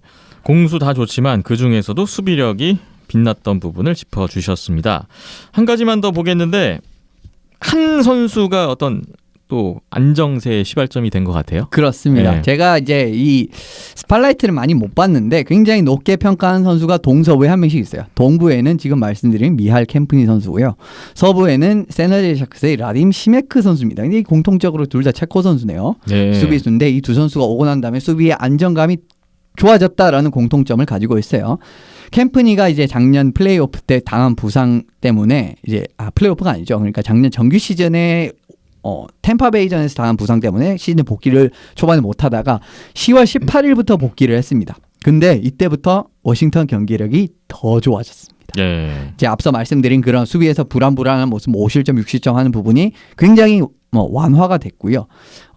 캠프니 선수가 결과적으로는 지금까지 24경기를 출장했거든요. 그런데 워싱턴 18승 3패 3연장패네요. 이런 부분은 제가 예전에도 캠프니 선수를 처음 영입했을 때도 이 비슷한 이제 논조의 말씀을 드린 바가 있어요. 네네. 캠프니 선수가 트레이드 데드라인에 영입된 이후로부터 워싱턴이 너무 수비력이 탄탄해졌다. 굉장히 좋은 영입이었다라고 말씀을 드렸고 또 이제 플레이오프 때도 캠프니 있었으면은 캐롤라이나한테 지는 일은 없었을 것이다라고도 이야기를 드린 적이 있습니다. 이 선수가 어쨌든 합류함으로 인해서 칼슨 선수도 올해 굉장히 조금 더 공격적인 부분에서 더 확실하게 나갈 수 있는 부분이 있고요. 팀 실점 역시 캠프니 선수가 합류한 이후에 합류하기 전에 3.28이었는데 합류한 뒤에 2.79로 적어졌어요. 네. 이런 부분 역시 굉장히 어떻게 보면 눈에 띄는 장면이죠. 그리고 캠프니 선수가 팀에 얼마나 직접적인 영향을 보여주는지 잘 보여주는 거라고 할 수가 있고요. 캠프니 선수의 장점이라고 하면 전반적인 수비 부분의 조율 그리고 상황 판단력이 진짜 좋습니다. 이런 선수가 있기 때문에 어떻게 보면 1라인의 강력함, 1라인에 정말 캡스 강력한 선수들이 많잖아요. 사실상 1라인 센터 2명인 백스트램 선수라든지 쿠즈네초프 그리고 오시, 오베치킨, 윌슨, 브라나, 올해 같은 경우는 브라나 선수가 진짜 잘하는데 이런 식으로 굉장히 1, 2라인이 탄탄한데 어쨌든 1라인에 힘이 있을 때 칼슨 선수까지 조금 더 이제 1라인 공격적인 힘을 이제 불어넣을 수 있을 정도로 어떻게 보면 캡스 1라인의 힘을 증폭시키는 역할을 캠프니 선수가 하는 게 아닌가 싶습니다. 미엘 캠프니 선수 합류한 후로 실점이 경기당 0.5실점 정도 줄어든 게 또 기록으로도 나타나고 있고요. 그만큼 수비력이 안정되었다는 부분 지난 한 주 동안에 또 좋은 결과를 낼 수 있었던 바탕이 되지 않았나 싶습니다. 캘리포니아 원정 3연전 싹쓸이했던 워싱턴이었고요. 올 시즌의 원정 승률이 너무 좋네요. 14승 2패 1OT, 홈 승률보다 더 좋은 원정 승률을 자랑하고 있는 워싱턴입니다. 지난 한 주 동안에 가장 돋보였던 팀이었습니다. 사실 캡스가 이제 그 스탠리컵을 차지할 때 참 원정에서 잘했다라는 부분이 있는데 그 2018년이죠. 근데 이번 올해는 참 지금까지는 정말 좋습니다. 네, 계속 지켜보겠습니다. 핫 두 번째 팀 보겠습니다. 이제 나오는군요. 오늘 저지의 주인공 팀입니다. 예, 캘거리 플레임스. 그렇습니다. 캘거리 플레임스가 오늘 또 승리를 했죠. 그리고 12월 5일 버팔로전 4대3 승리, 7일 LA전 4대3 승리, 9일 콜로라도전 5대4 연장승에 오늘 애리조나전 5대2 승리를 했네요. 그러면 6연승이죠? 네, 그렇습니다. 6연승을 달리고 있고 퍼시픽 디비전 이제 뭐 3위 안쪽으로 들어와 있습니다. 예. 지난주 어땠습니까? 스페셜 팀의 승부에서 좀 많이 이제 이득을 본 부분이 아무래도 좀 경기를 유리하게 끌고 가는데 많이 도움이 되지 않았나 싶은 생각이 듭니다. 그리고 사실 지난 이제 3연전만을 말씀을 드리면은 스페셜 팀에서 어쨌든 모두 한 골씩 터졌거든요. 그러면서 분위기를 가져오는데 굉장히 일조한 부분이 있었고요. 이게 버펄로전의 2피리어드의 쇼트핸디드 골 이후에 4분 만에 추가 득점이 있었고 LA전 같은 경우에는 1피리어드 후반에 파워플레이 골 이후에 2피리어드에 두 골을 이제 또 흐름을 타서 넣은 장면이 있었거든요. 그리고 콜로라도전 같은 경우에도 2피리어드 후반 파워플레이 골 이후에 3피리어드 1분 만에 두 골이 연결이 되면서 결과적으로 스페셜 팀의 승부에서 승리를 한 이후에 분위기를 확 잡아와서 쭉 이제 경기를 수월하게 이끌어 나간다라는 부분, 이게 사실 굉장히 눈에 띄었던 부분이었고 네. 이게 정말 잘했던 작년 캘거리에서도 이렇게 몰아넣는 능력, 이 출중한 장면이 많이 나왔거든요. 예, 그렇기 때문에 좀 좋은 분위기로 캘거리가 지금 전환점 맞이하지 않았나 싶네요. 연승 과정에서 한 골차 승리가 계속 이어졌는데 그 안에는 쇼트핸디드 골, 또 파워플레이 골이 또 분위기를 가져올 수 있는 좋은 계기가 됐었던 것을 또 볼 수가 있었습니다. 예, 오늘도 파워플레이 골이 있네요. 확인해 보니까. 네, 그렇습니다. 그렇군요. 그리고 또 한 가지 이야기해 볼까요? 기피 자원들의 득점력이 살아났다라는 거예요. 사실 이게 또 굉장히 큰 이유라고 할 수가 있는데, 사실 지난 시즌 캘거리의 강점이라고 하면은 사실 3, 4라인에 생각보다 펀치력이 있었다는 겁니다. 뭐 제가 기억하기로는 3, 4라인에 모두 이제 10골 정도 기록할 수 있었던 선수들이 있었다라는 건데, 네. 올해 뭐 예를 들면 해서웨이 선수가 워싱턴으로 이적을 한다든지 이런 식으로 3, 4라인에 조금 이제 구멍이 난 상황이었어요. 그런데 최근 연승 기간에 다시 좀 3, 4라인 득점력으로 조금 더 힘이 붙는 조짐이 많이 나오고 있습니다. 버펄로전 같은 경우에는 쇼트핸디드 골 넣은 선수가 리더 선수였고, 그 다음에 드디어 루치치 선수가 이적 이후 첫 골을 또 캘거리에서 신고를 하는 장면이 있었어요. 근데 또 루치치 선수가 지금부터 분위기를 많이 또 타는 장면이 이제 뒤에 말씀을 드릴 거고요. LA전에서도 루치치 선수와 리널도 선수, 뭐 3, 4라인 선수들이라고 할 수가 있죠. 그리고 콜로라도전도 뭐 맨자페닝 이런 선수들이 골을 올리면서 좀 흐름을 이끌어냈다라는 부분이 있고요. 오늘도 리널도 선수와 루치치 선수가 또 골을 넣었습니다. 이런 식으로 계속 기피 자원에서 득점이 나면서 더더욱 이제 힘이 실리는 거죠. 왜냐하면 사실 뭐 모너헨, 구드로, 린드홀름 뭐 이런 식으로 기반은 굉장히 이제 캘거리도 1, 2라인이 잘 이제 다져진 상황이기 때문에 결과적으로 또 3, 4라인에서 어떤 불을 지피는데, 최근에는 확실히 좀 루치치 선수가 눈에 띄는 활약을 해주고 있네요. 네. 루치치 선수를 비롯해서 3, 4라인도 살아나고 있다는 점, 캘거리 플레임스 상승세의 또 한 가지 요인으로 짚어봤습니다. 캘거리 플레임스까지 핫 두 팀 봤고요. 다음 낫 두 팀이 더 있습니다. 첫 번째 낫, LA 킹스가 또 등장하게 됐습니다. 예. 뭐 LA 킹스가 좀 잘한다 싶으면은 또 한번 쭉 미끄러지는 이런 장면이 계속 나오고 있는데, 네. 뭐 사실 뭐 올해 그렇게 큰 기대를 하지는 않았지만 좀 아쉽긴 해요. 12월 2일 애너하임전 2대4 패배, 4일날 워싱턴전 1대3 패배, 6일 에드먼턴전 1대2 패배, 7일 캘거리전 3대4 패배입니다. 네. 예, 거의 어떻게 보면 모든 경기를 한 점 차로 졌다라고 봐도 무방하고요. 공격에서의 좀 문제점이 돋보입니다. 정말 이 답답해요. 갑갑합니다. LA 공격 보면 이 누가 풀어야 될지 막막하고, LA 같은 경우 11월 29일 세너제이전부터 5경기 연속 3골 이상 기록한 경기가 없습니다. 그 정도로 이제 득점이 굉장히 답답하다는 거고요. 이게 사실은 참 그 맥클렐런 감독을 이제 영입한 이유는 공격 부분을 잘 풀기 위해서고 실제적으로 굉장히 이제 공세적인 이제 어떻게 보면은 체제를 취하는 감독이기 때문에 슈팅까지도 잘 만들어내고 있다라는 부분을 제가 이제 예전에 이제 언급을 드릴 때 말씀드린 바가 있는데 여전히 뭐 골은 잘 안 납니다. 네. 같은 기간 동안 그러니까 5경기 연속이네요. 파워플레이 골 한 골도 나지 않았고요. 이게 참 간만에 공격이 풀렸던 경기가 캘거리전이었어요. 이제 이 경기에서는 3골. 그렇죠. 3골 이제 딱 나왔는데 결국 화력전에서 밀리면서 승부를 가져올 수 없었고 이것도 이제 리널도 선수의 그 체킹 한 방에 어떻게 보면 좀 선수들이 이 멘탈적인 부분에서 좀 약점을 노출하는 부분 같은 부분 또 눈에 띈 게 있었고 맥클렐런 감독도 마지막에 뭐 엑스트라 어태커 이런 선수들을 쓰는데 이언 아이어펄로 선수 막 이런 선수를 쓰고 이런 부분을 보면은 아 진짜 LA가 없는 살림에 돌아가는구나라는 걸 정말 직접적으로 느낄 수 있었습니다. 네. 공격에서 3골 이상 넣기가 어렵다. 그러면 뭐 지키는 운영이라도 돼야 될 텐데 말이죠. 2골 차 이내에서 승부를 봐야 되는데 그렇죠. 그것도 잘 안 되고 있는 것 같습니다. 그게 사실 더 문제입니다. 네. 그러니까 사실 LA가 예전 칼라면은 뭐 3골을 못 넣어도 이기는 팀이었어요. 왜냐면 뭐 2골 넣고 1실점 승리, 1골 넣고 0실점 승리, 그다음에 뭐 2골 넣고 0실점 승리 이런 게 가능했었던 팀인데 네. 안 되네요. 올해는 사실 수비적인 부분에서는 진짜 의외로 문제가 없습니다. 지난 4경기에서 평균 슈팅 23개입니다. 이건 뭐 완벽하게 틀어 막았다는 거거든요. 네. 그리고 사실 이게 가능한 부분이 정말 LA에는 전방위적 라인의 체커형 유형 선수들이 굉장히 많아요. 그런 부분이 참 어떻게 보면 LA의 장점이 잘 발휘된 경기력이라고 볼 수 있었는데 골텐딩이 문제네요. 퀵 골텐딩. 아니 퀵만 문제가 아니라 네. 캠벨 선수도 그렇게 이제 이 비난에서 피해갈 수가 없습니다. 네. 애나임전은 캠벨 선수가 나오는데 16세이브 3실점. 그 다음에 워싱턴전은 19세이브 2실점. 퀵입니다. 네. 그리고 에드먼턴전도 킥이 나왔는데 18세이브 2실점. 네. 그다음 캘거리전은 캠벨 선수가 나왔는데 26세이브 4실점입니다. 이게 무너졌다라는 거죠. 시즌 골텐딩 이제 그 평균을 살펴봐도 세이브 성공률 88.1%로 전체 32위입니다. 그러니까 모든 골리 선수들 기록을 합했을 때 그렇죠. 팀 기록이죠. 그렇죠. 예. 이제 LA에 뛰었던 골리들을 기록을 합했을 때의 기록이 팀 세이브 성공률이 88.1% 32. 32. 아. 뒤에서 2등이죠. 수비력이 괜찮은데 골텐딩이 못 믿었다.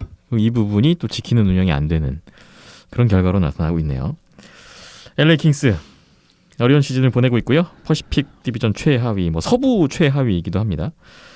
LA 킹스는 워싱턴이랑은 좀 반대네요. 홈 경기 승률은 괜찮아요. 9승 6패 1OT. 근데 원정 승률이 2승 12패 1OT. 원정 승률이 너무 좀 떨어지는 것이 또 한 번 또 뼈아픈 대목이기도 합니다. 오늘도 홈에서 지금 레인저스와 경기를 하고 있는데 네. 이기고 있네요. 1대0으로. 홈에서 괜찮아요. 그렇습니다. LA 킹스 원정 경기 승률을 좀 더 끌어올린다면 조금 더 나은 결과가 되지 않을까 싶습니다. 다음 마지막 한 팀입니다. 낮 두 번째 팀 보겠습니다. LA 킹스보다 더 깊은 수렁에 빠져 있는 팀이죠. 디트로이트 레드윙스입니다. 오늘도 졌어요. 위니펙전. 예. 그러면 12연패. 12연패죠. 아하. 큰일 났네요. 한 달 동안 지금 승리 없습니다. 네. 이 팀이. 정말 이 정도까지 떨어질 줄 몰랐고 그래도 오타보다는 좀 더 좋지 않을까 했는데 올해 최악의 팀은 단연 디트로이트입니다. 현재 리그 전체 최하위가 디트로이트 레드윙스입니다. 예, 뭐 사실 뭐 작정하고 탱킹을 할 생각인지는 모르겠는데 네. 어쨌든 올해만 근데 이게 또 작정하고 탱킹해서 최하위 한다고 해서 무조건 1픽이 오는 게 아니거든요. 그런 거 생각하면 그렇게 좋은 건 아니에요. 네. 그리고 12월 2일 아일랜더스전 1대4 패배, 7일 피츠버그전 3대5 패배, 오늘도 위니펙에게 패배를 했습니다.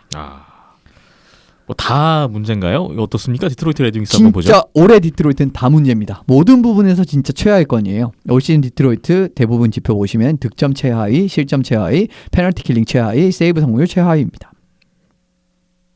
좋은 건 없습니까? 좋은 건 진짜 없었어요. 그나마 파워플레이가 한 20몇이었어요. 10 한 5%? 그것도 뭐 거의 뭐 하위권이죠. 근데 이게 지금 뭐 시즌 내내 현재까지는 그렇습니다. 뭐 개선될 어떤 조짐도 이렇다 할게 좀 보이지가 않고 있다는 게 또 문제인 것 같은데요. 개선될 조짐이 사실 올 시즌에 아예 보이지 않다라고 이제 말씀을 드리고 싶고요. 네. 여전히 어쨌든 뭐 진짜 뭔가 찾아볼라 했는데 다 문제라서 참 찾기가 어려웠습니다. 참 이런 경우도 쉽지 않았는데 어쨌든 말씀을 드리면 좀 보조 득점원 문제가 제일 커 보이는 문제인 것 같고요. 뭐 버투지, 라킨, 많다. 이 라인은 사실 전혀 문제가 없다라고 저는 생각을 해요. 근데 뒤를 받치는 자원이 여전히 좀 불안하다라는 부분 말씀드리고 싶고, 이 라인부터는 사실 어떻게 보면 좀 믿음직한 득점 라인이 존재하지 않는 수준입니다. 그 정도로 참 답답했고, 사실 이 라인에서 좀 키맨이 될 만한 에서너 시우 선수도 부진한 데다가 몇 년 전에 데려왔던 프란스 닐센 선수 지금까지 1포인트입니다. 네. 그 다음에 저스틴 앱델케이더 이런 베테랑 선수도 3포인트고요. 뭐 글렌데닝 이런 선수도 그렇게 좋지가 않고요. 베테랑 자원들까지 또 부진을 하면서 어떻게 보면 지금 2, 3라인에서 경쟁력이 아예 없어진 상황이라고 말씀드릴 수가 있겠네요. 네. 디트로이트 레드윙스가 최근 몇 년 계속 성적이 안 좋죠. 뭐 리빌딩이냐 뭐 이런 시각도 물론 있습니다. 근데 결과물이 안 나오고 있단 말이죠. 그죠. 아예 안 뭐 나오죠. 움직임이 그게 없었던 것도 문제입니다. 아닌데. 예. 이건 사실- 어떻게 보세요? 예, 사실 1년의 트레이드가 그렇게 이제 어떻게 보면 굉장히 좋은 성과로 나타난 게 또 최근 한 2시즌은 제가 생각했을 땐 거의 없는 것 같아요. 물론 이번에 뭐 데라로세 선수를 보내고 받아온 페브리 선수 같은 경우에는 기대 이상의 활약을 정도로 보이고 있는데 사실 뭐 그게 거의 전부이지 않나 싶습니다. 네. 지금 닉 젠슨 선수를 예전에 이제 워싱턴으로 보내면서 메디슨 버위 선수를 받았거든요. 근데 이 선수를 방출해 버렸네요. 네. 그러니까 방출 이후 이제 AHL로 보내는 건데, 일단 원웨이 계약을 맺은 선수들은 방출을 했을 때 다른 팀들이 가져갈 수가 있습니다. 이 선수를 데려갈 수가 있어요. 이런 부분 하루 동안 이제 그 기간이 있는데 방출을 했다라는 거는 참 좋지 않은 거고요. 그리고 보위 선수는 사실 이제 데려올 때부터 저는 좀 불안했었습니다. 이 선수가 워싱턴 캐피털스에서 전혀 잘하는 느낌이 없었던 선수였기 때문에 왜 보위를 데려오지 이 생각을 했었는데, 결국 젠슨만 이제 워싱턴에 갖다 준 꼴이 됐어요. 네. 이제 이런 식으로 됐고, 뉴키스트 선수를 또 이제 세너제이로 보내는 좀 했지만, 또 이게 이제 뉴키스트 선수가 트레이드로 대가로 받기로 한 게 이제 컨디셔널 드래프트 픽이었기 때문에 이 그 조건이 만족이 되지 않으면서 그것도 뭐 3라운드 수준으로 많이 떨어지면서 뉴캐스트 선수 대가도 그렇게 좋지 못했고, 템파베이로부터 이번에 뭐 영입했던 애덤 어니 선수도 뭐 그다지 좋지 않아요. 그리고 시카고에서 또 이제 중간에 영입했던 뭐 펄리니 선수 같은 경우도 이런 선수들이 어떻게 보면은 좀 그 허리 역할 2, 3라인에서 좀 뭔가 역할을 해줘야 되는 선수들인데 트레이드로 영입을 해도 그렇게 이제 성과가 좋지 않았다라는 거죠. 그러면서 네. 점점 더 분위기 쇄신이 안 되고 있는 상황이기 때문에 참 여러모로 디트로이트가 참 답답하게 다가가고 있습니다. 네. 소위 얘기하는 암흑기. 좀 암흑기를 거치고 있는 디트로이트 레드윙스가 아닌가 싶고요. 팬분들은 마음이 무거우시겠습니다. 오늘 디트로이트 레드윙스까지 총 4팀에 대해서 언급을 해봤습니다. 마무리하면서 다가올 한 주 동안의 NHL 어떤 경기들이 있는지 주요 경기 추천해드릴 시간입니다. 예. 13일은 보스턴과 템파베이의 경기가 있네요. 예. 제일 눈에 띄는 매치업이고, 요 경기가 아무래도 뭐 올해도 어떻게 보면은 애틀랜틱 디비전 플레이오프에서 좀 중요한 역할을 차지하지 않을까라는 좀 생각을 합니다. 네. 이제 그런 부분이 있고요. 14일 같은 경우에는 골든 나이츠와 베이거스 골든 나이츠와 댈러스 스타스 경기가 있네요. 댈러스 같은 경우에는 어제 갑자기 밤에 감독을 경질했습니다. 근데 그 이유 자체가 명백하지 않아요. 굉장히 이제 언프로페셔널한 행동을 했다라는 수준에서 이야기가 끝나고 추가 설명이 없었어요. 그러면서 뭐 참 성적에 따른 그런 아닙니다. 느낌은 아니네요. 지금 댈러스가 워낙 잘하고 있는데 네. 그래서 좀 의문이 되는 좀 이런 부분이 있고요. 댈러스가 있군요. 위기를 어떻게 극복할지 좀 보시면 될 것 같고, 15일은 댈러스와 내슈빌의 경기가 있네요. 댈러스가 얼마나 어떻게 보면은 좀 그 분위기 수습을 잘하는지 좀 보시면 될 것 같고요. 예. 16일은 없습니다. 그리고 17일 같은 경우에는 이 부분은 17일은 콜로라도와 세인트루이스가 있습니다. 이게 또 제가 생각했을 때는 굉장히 재미있는 경기가 될 가능성이 크고요. 센트럴 최강자를 놓고 한번 또 겨룰 수 있는 경기가 될 것 같습니다. 그렇습니다. 그리고 마지막으로 언급을 해드릴 경기는요. 18일은 버펄로와 토론토의 경기가 있습니다. 네. 이 두 팀이 어쨌든 공격력 하나만큼은 정말 화끈한 팀이기 때문에 좀 눈이 즐거운 게임이 되지 않을까 싶네요. 네.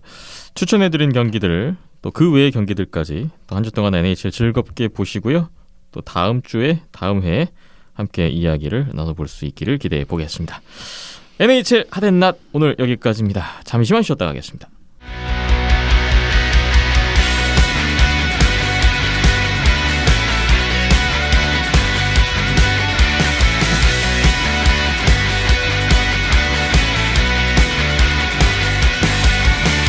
비하인드 224회 함께하고 계십니다. 오늘은 KHL 코너를 대신할 내용들을 준비했는데 KHL이 휴식기에 또 들어갔습니다. 뭐 매년 이맘때쯤에 또 한 번 쉬어가면서 국가대표팀 경기들이 있는 주간인데 바로 그 주가 이번 주가 되겠고 이번 주에 뭐 여러 나라들이 여러 대회에 출전을 합니다. 우리나라도 마찬가지고요.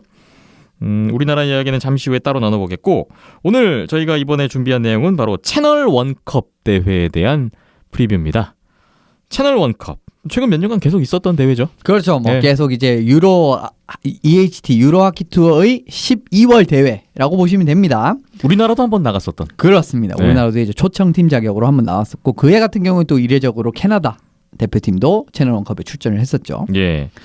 2019년 채널 원컵은 어떤 나라들이 나오고 또 어떤 면모를 띠고 있는지 이야기를 나눠보겠습니다.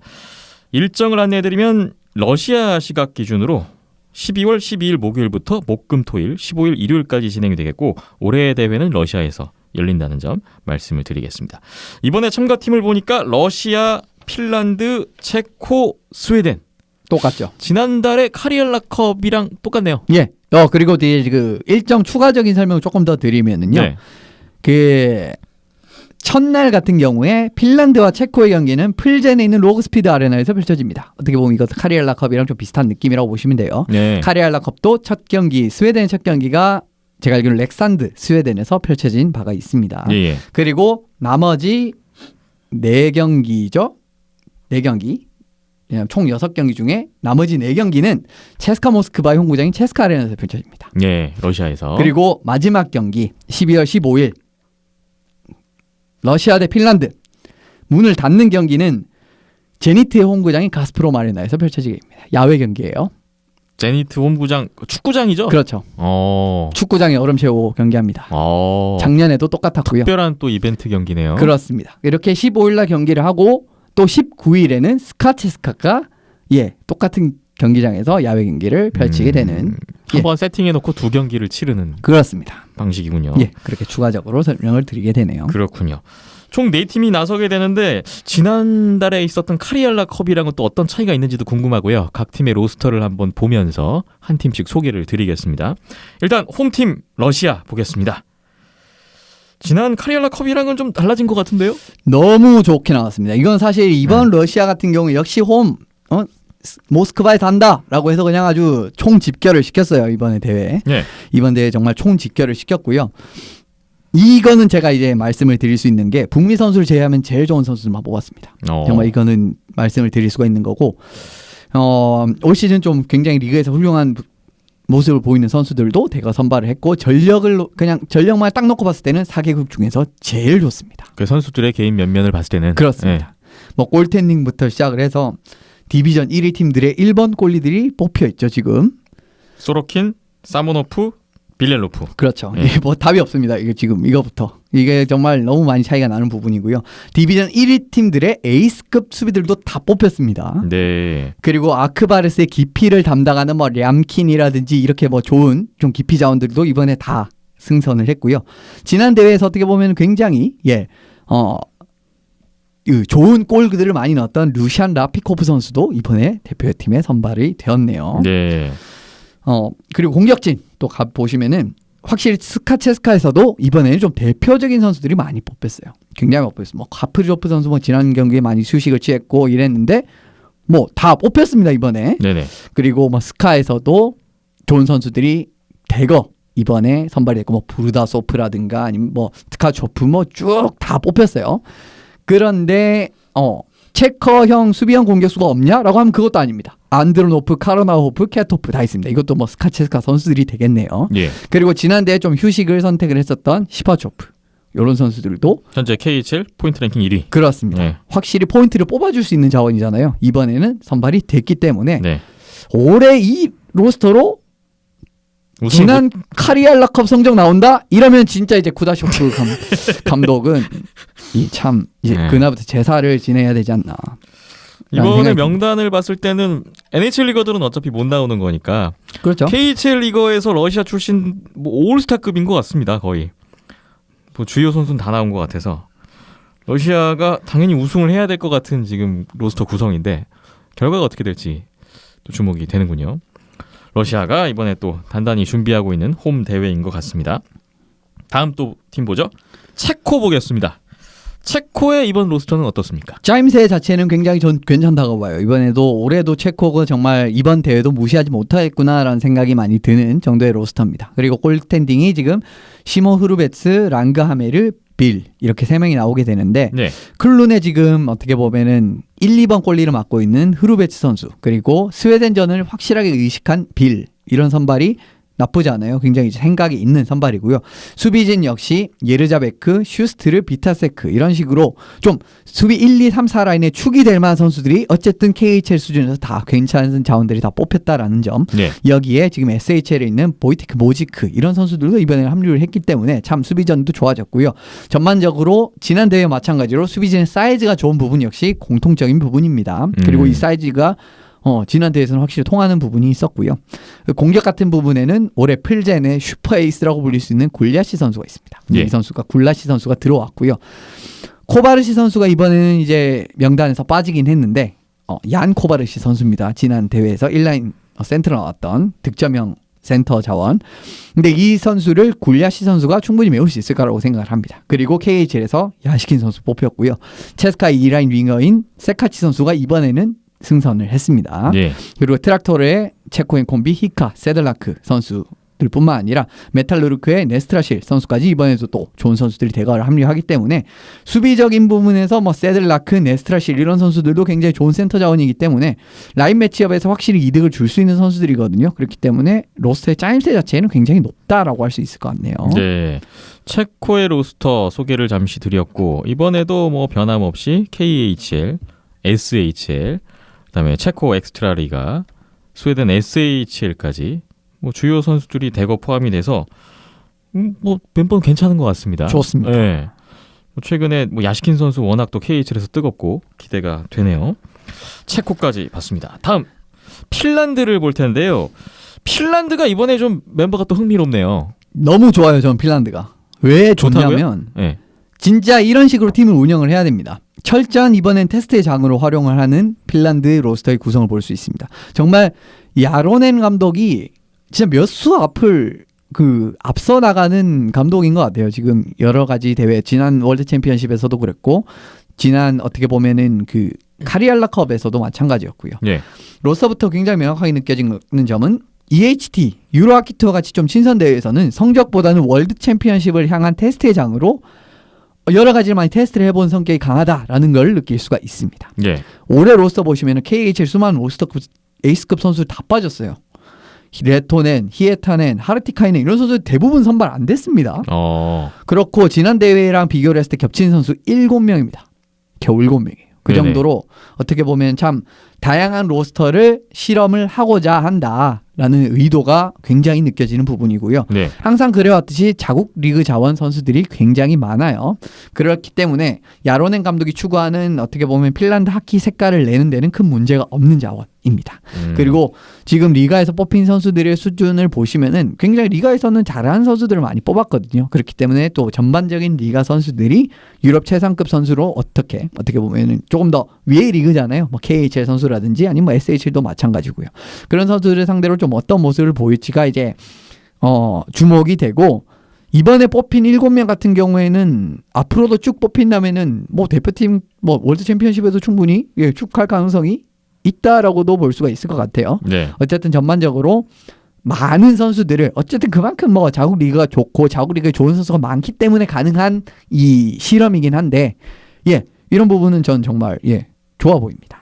지난달 카리알라컵 때도 어떤 시험의 성격이 느껴지는 명단이었다면 이번에도 역시나 마찬가지인 것 같고요. 핀란드 리가 출신들이 제일 많고요. 이번에도 뭐 KHL 그다음에 스위스 NLA에서도 꽤 몇몇 선수가 또 뽑힌 이번 핀란드의 로스터가 되겠습니다. 핀란드 이번 테스트가 또 어떤 결과를 낳게 될지 궁금해지는군요. 마지막으로 스웨덴 보겠습니다. 스웨덴의 로스터를 보면 이번에 좀 기대가 되신다고요? 예, 딱 보입니다. 지난 대회의 그 실패를 반복하지 않겠다라는 게 딱 보여요. 이제 KHL에서도 굉장히 에이스급 선수들이 상당히 합류를 했고요. 동서부 최강의 팀이라고 할 수 있는 어떻게 보면 체스카 아크바르스의 백업 골리들, 이 백업 골리가지만 백업 골리가 아닌 이런 선수들이 또 뽑혔고 네. 체스카 아크바르스의 1번급 수비수라고 할 수 있는 이 달베크 선수와 비크스트란드 선수, 뭐 이런 선수도 이번에 다 뽑혔네요. 그리고 뭐 3라인 같은 경우에는 요키레트 3라인에서 참 이제 안정적인 활약이 돋보이는 레브 선수도 이번에 뽑혔고, 확실히 어떻게 보면 체코와 마찬가지로 수비에 축이 될 만한 선수들이 다 뽑혔는데 체코보다 더 좋은 선수들이 뽑혔다는 점이 네. 눈에 띄고요. 공격진 역시 디나모의 1라인, 또 최근에 1라인으로 올라왔습니다. 이 선수가 안드레 페테르손 선수가 뽑혔고요. 예. 이번에 메탈루르크 2라인 센터라고 할 수 있는 라스무센 선수, 아드미랄의 뭐 에이스죠. 올해는 융 선수, 그리고 마르쿠스 융 선수, 예. 그리고 로코모티브 합류 이후에 정말 뭐 이 선수가 에이스입니다. 마그누스 페에르비 선수가 뽑혔고, 소치의 에이스인 말테 스트렌발 선수도 이번에 뽑혔어요. 그렇기 때문에 전반적으로 올해 이번에 뭐 모스크바에서 열리고 진짜 진정한 스웨덴 한번 보여주겠어라는 느낌이 좀 느껴지는 로스터고요. 여기에다가 뭐 린드크 비스트, 브로메 같이 자국 리그에서도 굉장히 좋은 득점원들이 많이 합류를 했기 때문에 로스터 자체 가능성은 역시 이 팀도 충분합니다. KHL 리거가 제일 많고요. 아까 골리 백업 골리라고 소개를 주셨는데 체스카 모스크바의 라르스 요한손, 아크바르스 카전의 아담 레이데보른입니다. 답이 없습니다. 이게. 다른 팀 가면 다 주전인 선수들이죠. 무조건 주전이죠. 네. 그냥 백업이 아니다라는 느낌을 또 받게 되는데, 스웨덴이 과연 지난달 좀 아쉬웠던 성적을 이번에 만회를 할 수 있을지, 스웨덴도 좀 벼르고 나온 느낌이라서 기대가 되네요. 러시아, 체코, 핀란드, 스웨덴까지 미국, 캐나다를 제외한 빅6 중에 이제 4팀이 겨루게 되는 채널 원컵이 될 텐데요.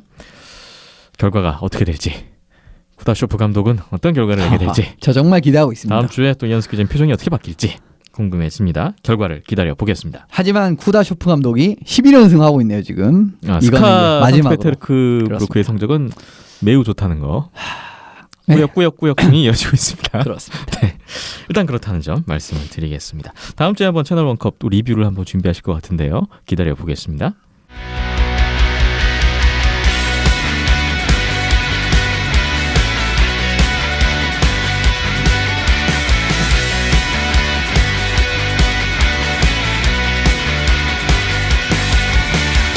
다음 이야기 넘어가 보겠습니다.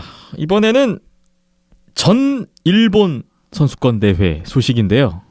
저희 비하인드넷에서 뭐 매년 다뤘었던 대회입니다.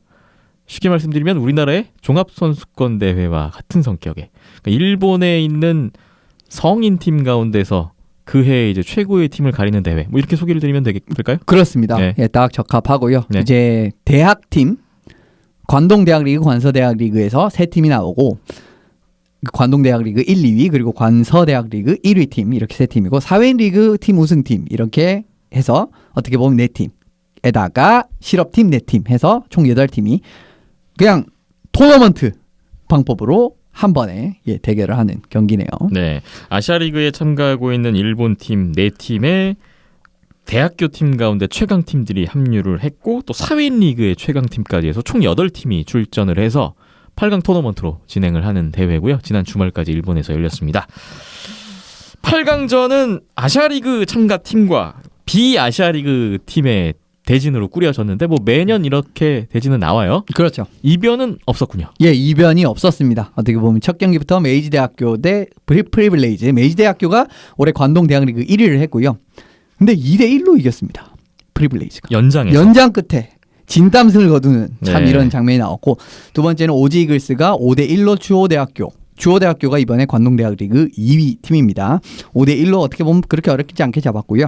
세 번째 경기는 다이낙스, 이 팀이 사회리그 1위 팀이에요. 그 팀이 니코 아이스박스를 상대로 1대6, 그러니까 니코 아이스박스가 6대1로 승리를 했고요. 어렵지 않게 또 이겼습니다. 마지막 경기는 히가시 홋카이도 크레인즈가 간사이 대학교, 이게 간사이 대학교가 관서대학리그 1위 팀입니다. 3대0으로 어떻게 보면 좀 완승을 거두면서 모든 이제 그 실업팀들이 올라갔다라고 이제 요약을 드릴 수 있을 것 같고요. 네. 이번 8강전에서 눈에 띄는 부분은 그래도 뭔가 저항은 한다라는 겁니다. 그냥 아주 쉽게 쭉 밀리는 게 아니라 지금 당장 메이지 대학교만 하더라도 대학교 팀들이 그렇죠. 생각보다 괜찮다. 선제골을 넣었어요. 네. 블레이즈를 상대로 이런 부분이 있었고 연장을 끌고 갔다라는 자체가 이건 또 어떻게 보면 또 의미가 있는 부분이에요. 그리고 네. 주어대학교 같은 경우에서도 쇼트핸디드 골을 오지를 상대로 득점을 하면서 뭔가 저항은 합니다. 그리고 다이낙스도 마찬가지예요. 니코 아이스박스를 상대로 선제골을 넣었습니다. 예. 하지만 결과적으로 1피리어드나 이런 부분까지는 잘 이제 이끌어 갈지라도 1피리어드, 2피리어드까지 뭐 어떻게 잘 이끌어 갈지라도 가면 갈수록 체력의 차이 이런 부분에서 많이 드러날 수가 있기 때문에 확실히 경기 중후반으로 갈수록 그 실업팀들과 비실업팀 어떻게 보면은 대학팀, 사회인팀의 격차가 많이 드러나는 부분이 득점 로그를 봐도 좀 중반 이후로부터 많이 이제 무너지는 장면이 있었습니다. 그래도 우리나라와 비교해 보면 좀 다르네요. 우리나라는 최근에 오히려 더 대학 팀들과 어떤 실업 팀들의 격차가 점점 벌어지는 느낌이라면 아까 저항을 해주신다고 표현을 해주셨는데 우리나라보다는 그래도 어느 정도 좀 승부가 되는 그런 경기 양상이었던 것 같습니다. 자, 그렇게 해서 4강전은 아시아리그 참가팀 4팀끼리의 대진으로 꾸려졌는데 4강전 두 경기 다 스코어 4대3의 접전이었네요. 예. 첫 경기는 오지와 블레이즈였는데 4대3으로 블레이즈가 승리를 얻었습니다. 연장승. 그것도 아주 극적인 역전승이었네요. 그렇습니다. 이게 어떻게 보면 이 마지막에 히토사토 선수의 동점골 이후에 생피에르 선수의 결승골. 네. 또 이제 결승에 진출하는 좀 뜻깊은 순간을 맞이하게 됐고요. 히가쇼카이도 크레인즈와 아이스박스와의 경기에서는 4대3으로 어떻게 보면 이 경기도 마지막 47분에 알란네 선수의 골을 끝까지 잘 지키면서 니코 아이스박스가 결승에 올라가게 됐어요. 네. 추가적으로 말씀을 드리면은 4강전부터는 NHK BS1에서 생중계가 되었습니다. 지상파인가요? 지상파라고 하면 어떻게 보면 케이블인데 NHK 개 케이블인데 네. 어쨌든 생중계 방송이 되었다. 4강전부터. 4강전. 네. 3, 4위전은 안 됐는데 4강전, 결승전 이렇게 세 경기는 양일간 중계가 됐었습니다. 그렇군요. 도크 프리블레이즈가 아시아리그 시즌 첫 승을 거두더니 연승을 이어갔던 그런 결과였고요. 두 경기 남았는데 3, 4위전 결과는 오지글스 대 이스트 홋카이도 크레인즈의 대결이었는데 오지글스가 승리했습니다. 예, 뭐 무난하게 3대0으로 승리를 하는 장면이 있었고, 예, 아무래도 오지가 확실히 이 3위 자리는 그래도 이제 뺏길 수 없다라는 부분, 이런 부분이 드러난 좀 경기력이 나왔기 때문에 네. 그래도 어쨌든 실질적으로는 2점 차 경기였거든요. 오지도 확실히 김태호 아나운서가 왜 좀 오지를 믿지 않는지 이 나오는 결과가 네. 이번 대회에서도 나오고 말았습니다. 네. 결과적으로는요. 마지막 한 경기 결승전이었습니다. 도크 프리블레이즈 대 니코 아이스박스의 대결로 펼쳐진 이번 결승전이었습니다. 최종 스코어 5대1이네요.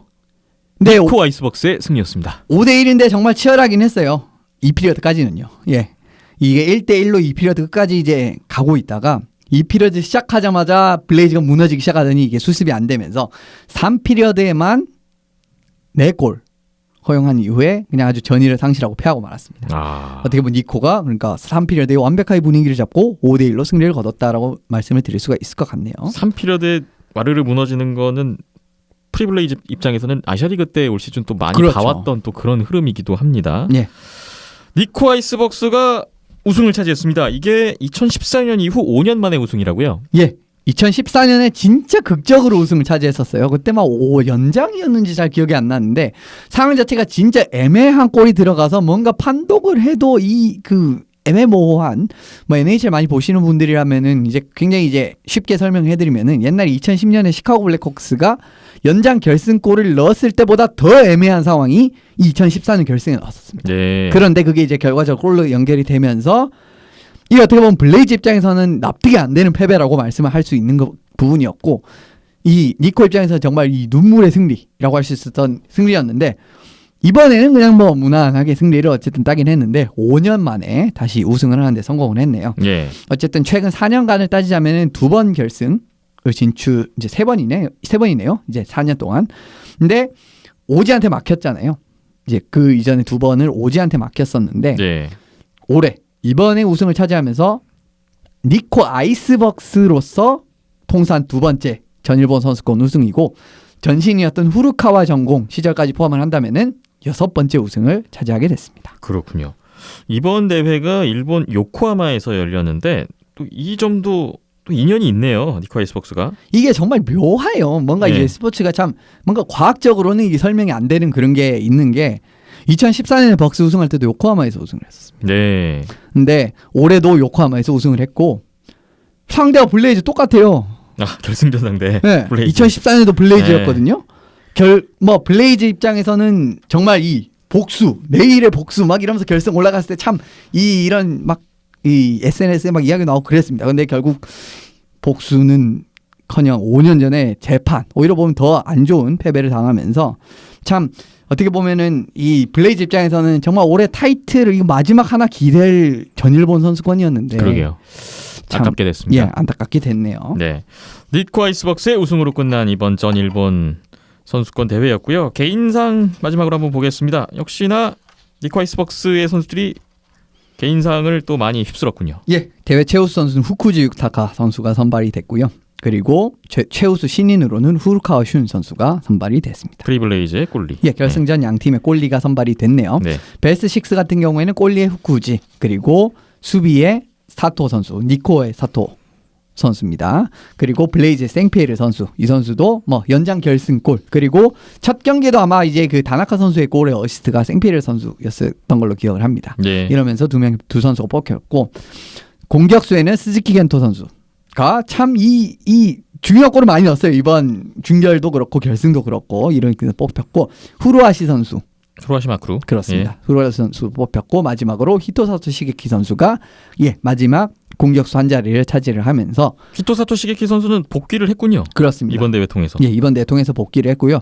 히토사토 선수가 이제 복귀를 한 이후에 뭐 오지전에 마지막 30초 남기고 동점골이라든지 활약 자체가 나쁘지 않았습니다. 그런 부분에서 아무래도 선발이 되지 않았나 싶네요. 네. 프리블레이즈 앞으로의 또 아시아리그에서의 모습이 또 기대가 되고, 니코 아이스박스가 이번 대회 우승을 또 발판으로 그 기세로 아시아리그에서도 또 어떤 결과를 낼지도 주목을 해보겠습니다. 2019년 전 일본 선수권 대회까지 정리를 해봤습니다. 비하인드넷 잠시만 쉬었다가 가겠습니다.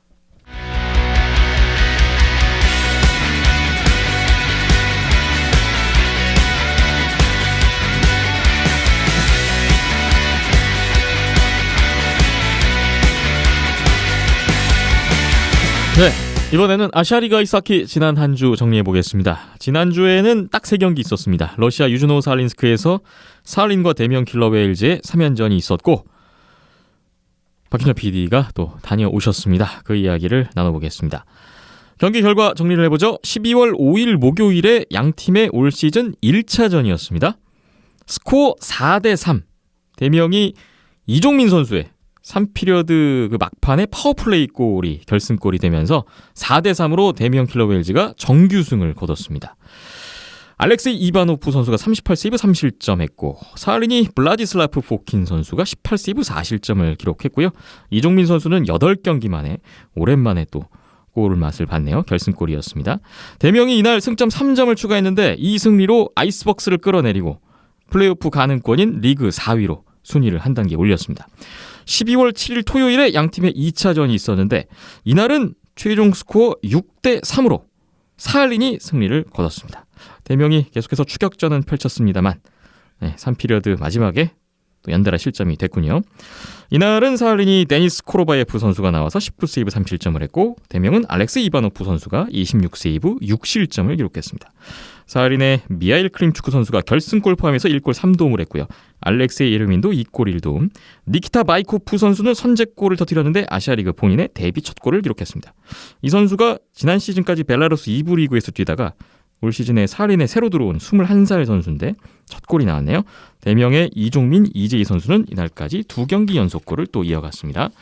마지막 3차전이 12월 8일 일요일에 있었습니다. 이날 골 엄청 많이 나왔는데 최종 스코어 9대2. 사할린이 2피리어드에서만 5골을 넣었고 결국은 7골 차 대승을 거뒀습니다. 파워플레이 골이 양팀 또 모두 많이 나왔네요. 이날 사할린 데니스 코로바예프 선수가 26세이브 2실점했고, 대명은 알렉세이 이바노프 선수가 다 나왔는데 18세이브 9실점을 기록했습니다. 아시아리그 개인 한 경기 최다 실점 불명예 또 기록이 됐고요. 이번 3연전에 82세이브 18실점을 기록했는데 기록이 점점 안 좋아지고 있습니다. 올 시즌 현재 20경기에 세이브 성공률이 88.51%에 평균 실점 3.19인데요. 올 시즌 현재까지 리그에서 10경기 이상 출장한 골리가 총 9명인데 프리블레이즈의 하타 미치카즈 선수를 빼면 두 부문에서 모두 가장 안 좋은 기록을 나타내고 있는 알렉세이 이바노프 선수고요. 지난 시즌과는 좀 많이 차이가 나고 있는 현재까지의 모습입니다. 사할린의 키릴 스타르체프 선수가 이날 2골 1도움 했고 막심 유시코프가 2골 2도움. 이번 3연전 전까지 21경기에서 한 골밖에 없었던 유시코프 선수가 이번 대명과의 3연전에서만 3골을 추가했습니다. 아르티움 수루트소프 선수가 세 번째 경기에서 도움만 4개 올렸고요. 미하일 크림추크 또 니키타 바이코프 선수는 2경기 연속골을 이어갔습니다. 대명은 이날 김혁 선수가 5대3 파워플레이 상황에서 역전골, 올 시즌 첫 골 기록하면서 잠시 또 좋았던 흐름도 있었는데 아쉽게 됐고요. 브락 힉스 선수가 이날도 도움 1개 올리면서 최근 11경기 연속 포인트를 이어갔던 대명이었습니다. 사할린이 9대2 승리를 했고요. 올 시즌 아시아리그 올 시즌 한 경기 최다 득점 경기, 최다 점수차 승리 경기를 기록했습니다.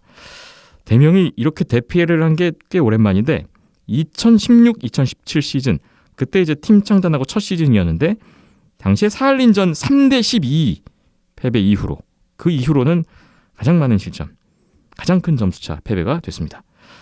유즈노 살린스크 3연전 이번에 2승 1패, 승점 6점, 사할린이 1패 후 2승으로 위닝 시리즈를 가져갔습니다. 일단 시리즈 한 분씩 일단 3점을 따면 결과적으로는 성공을 한 거라고 생각이 들기도 하는데 마지막 경기가 좀 많이 또 프리블레이즈전 패배만큼이나 좀 마지막 마무리가 좀 아쉽긴 하고 어떻게들 받아들이고 계십니까?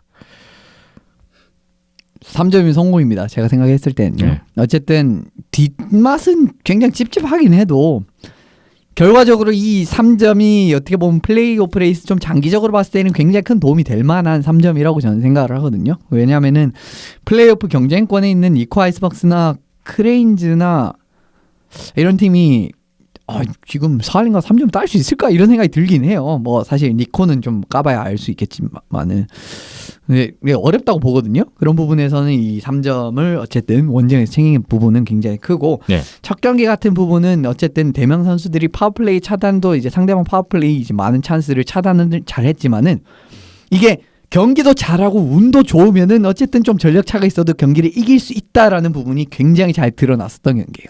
어떻게 보면 대명의 4골에 굉장히 어떻게 보면 좀 운이 많이 따르는 골이 많았거든요. 이날 들어서 이 뭐 사할린 선수들이 참 좀 정돈이 잘 안 됐는지 안 하던 실수를 참 많이 하더라고요. 이 경기에서는. 그러면서 좀 전반적으로는 이게 운이 따라서 이겼다가 아니라 운도 따라서 이긴 경기입니다. 이런 경기는. 뭐 이런 경기 당연히 있는 게 좋은 거고요. 어쨌든 원래 이제 사할린 같은 부분 약점이 좀 잘 된다 싶으면은 지네들이 알아서 좀 방심하다가 무너지는 경기가 있는데 딱 이 경기가 이 1차전 경기가 그런 양상의 경기였어요. 그런 부분은 어떻게 보면은 대명이 참 이제 잘 공략한 부분이 있고 전반적으로 또 그게 가능했던 부분은 상대방의 좀 숱한 파워플레이 같은 부분을 줬지만 잘 막아냈다. 큰 데미지 없이 막아냈다라는 부분. 그런 부분이 가장 큰 승리의 원동력이라고 생각을 했고요. 나머지 사실 두 경기는 사실 경기력만 보면은 좀 왜 이렇게 대량 실점으로 갔을까요? 아무래도 일단 득점에서 운이 1차전만큼은 터져주지 않았습니다. 두 경기 모두.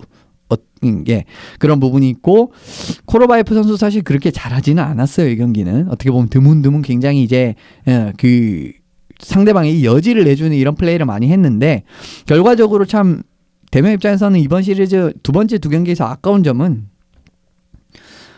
클로스 게임, 그러니까 굉장히 이제 접전 양상으로 갔을 때 뭔가 버티면서 그럴 때는 굉장히 잘해요. 나쁘지 않습니다. 근데 순간적으로 무너지면서 게임이 이 손을 떠나간다 싶으면은 그 뒤로부터는 경기가 수습이 안 되는 모습이 2차전, 3차전에서 동시에 나왔다는 겁니다. 네네. 그런 부분은 어떻게 보면 장기적으로 이 선수들의 멘탈 문제랑도 어떻게 보면 좀 관련이 있는 부분이라고도 할 수가 있는데 좀 그게 크게 노출이 됐다라는 부분은 크게 좋지가 않아요. 사실 이제 사할린전 같은 경우에 그 두 번째 경기 같은 경우에서도 좀 짧은 간격으로 어떻게 보면 좀 추가골 이런 부분을 내준 이후로부터는 확실히 힘이 쭉 빠지는 어떻게 보면 이번 게 좀 어렵겠다라고 뭐 생각을 한 게 아닌가 싶을 정도로 좀 손을 놓는 부분이 많이 보였고 3차전은 더더욱 그랬고요. 그래도 이제 3차전 같은 경우에는 그래도 마지막에 뭔가 좀 힘을 내서 만들어내는 장면이 뒤에 좀 나오긴 했습니다만은 전반적으로는 이렇게 경기의 흐름이 한번 틀어졌을 때 그게 좀 수습이 아직까지는 빠르게 되지 않는다라는 느낌을 굉장히 많이 받았던 이제 시리즈였고요. 네. 이 사할린 입장에서는 다양한 라인에서 득점이 터진 부분, 어떻게 보면 이게 사할린의 깊이를 잘 보이는 부분이고 이 성격이 급해가지고 골리 많이 바꾼다라고 하지 않습니까? 근데 한 번 지면 바로 바꿔요. 그렇습니다. 근데 이게 어쨌든 좋은 쪽으로 나왔어요. 이번에는 고로바이프 선수도 결과적으로 승리를 했고 사실 3차전 같은 경우는 괜찮았습니다. 이제 이런 부분을 감안을 해보시면은 3차전 또 말씀 조금 더 드리면은 3차전은 사실 1차전은 좀 반대 같은 느낌이었어요. 사할린이 뭔가 파워플레이, 대명의 파워플레이를 차단을 하면서 기회를 만들어낸 느낌이었거든요. 그 뒤로부터 또 몰아치면서 득점으로 많이 연결이 됐고 같은 부분에서 결과적으로는 참 사할린이 1차전은 잘 못했지 좀 여러 가지 좀 불운 같은 부분이라든지 경기를 좀 미숙하게 풀어나간 점이 있었지만 위기 3차전 부분은 확실하게 좀 조율이 되는 그런 부분이 나왔기 때문에 확실히 어떻게 보면은 사할린이 왜 강팀이냐라는 부분이 좀 증명된 시리즈가 아닌가 싶습니다. 네. 이현숙 기자님은 일단 이렇게 받아들이셨고 현장에서 본 또 박힘찬 PD님의 입장을 들어보겠습니다. 예, 전반적인 경기력은 고향에서 6연전 때와 큰 차이는 없었다라고 생각이 들었고요. 대명의 경기력은요. 네, 6연전의 피로도라던가 이런 부분이 있을 법도 하지만 일단 시즌 전체적으로 경기 중반 이후로 좀 체력적인 부담감을 보이는 거는 대명의 꾸준한 그런 약점이랄까 노출이 됐었죠. 네.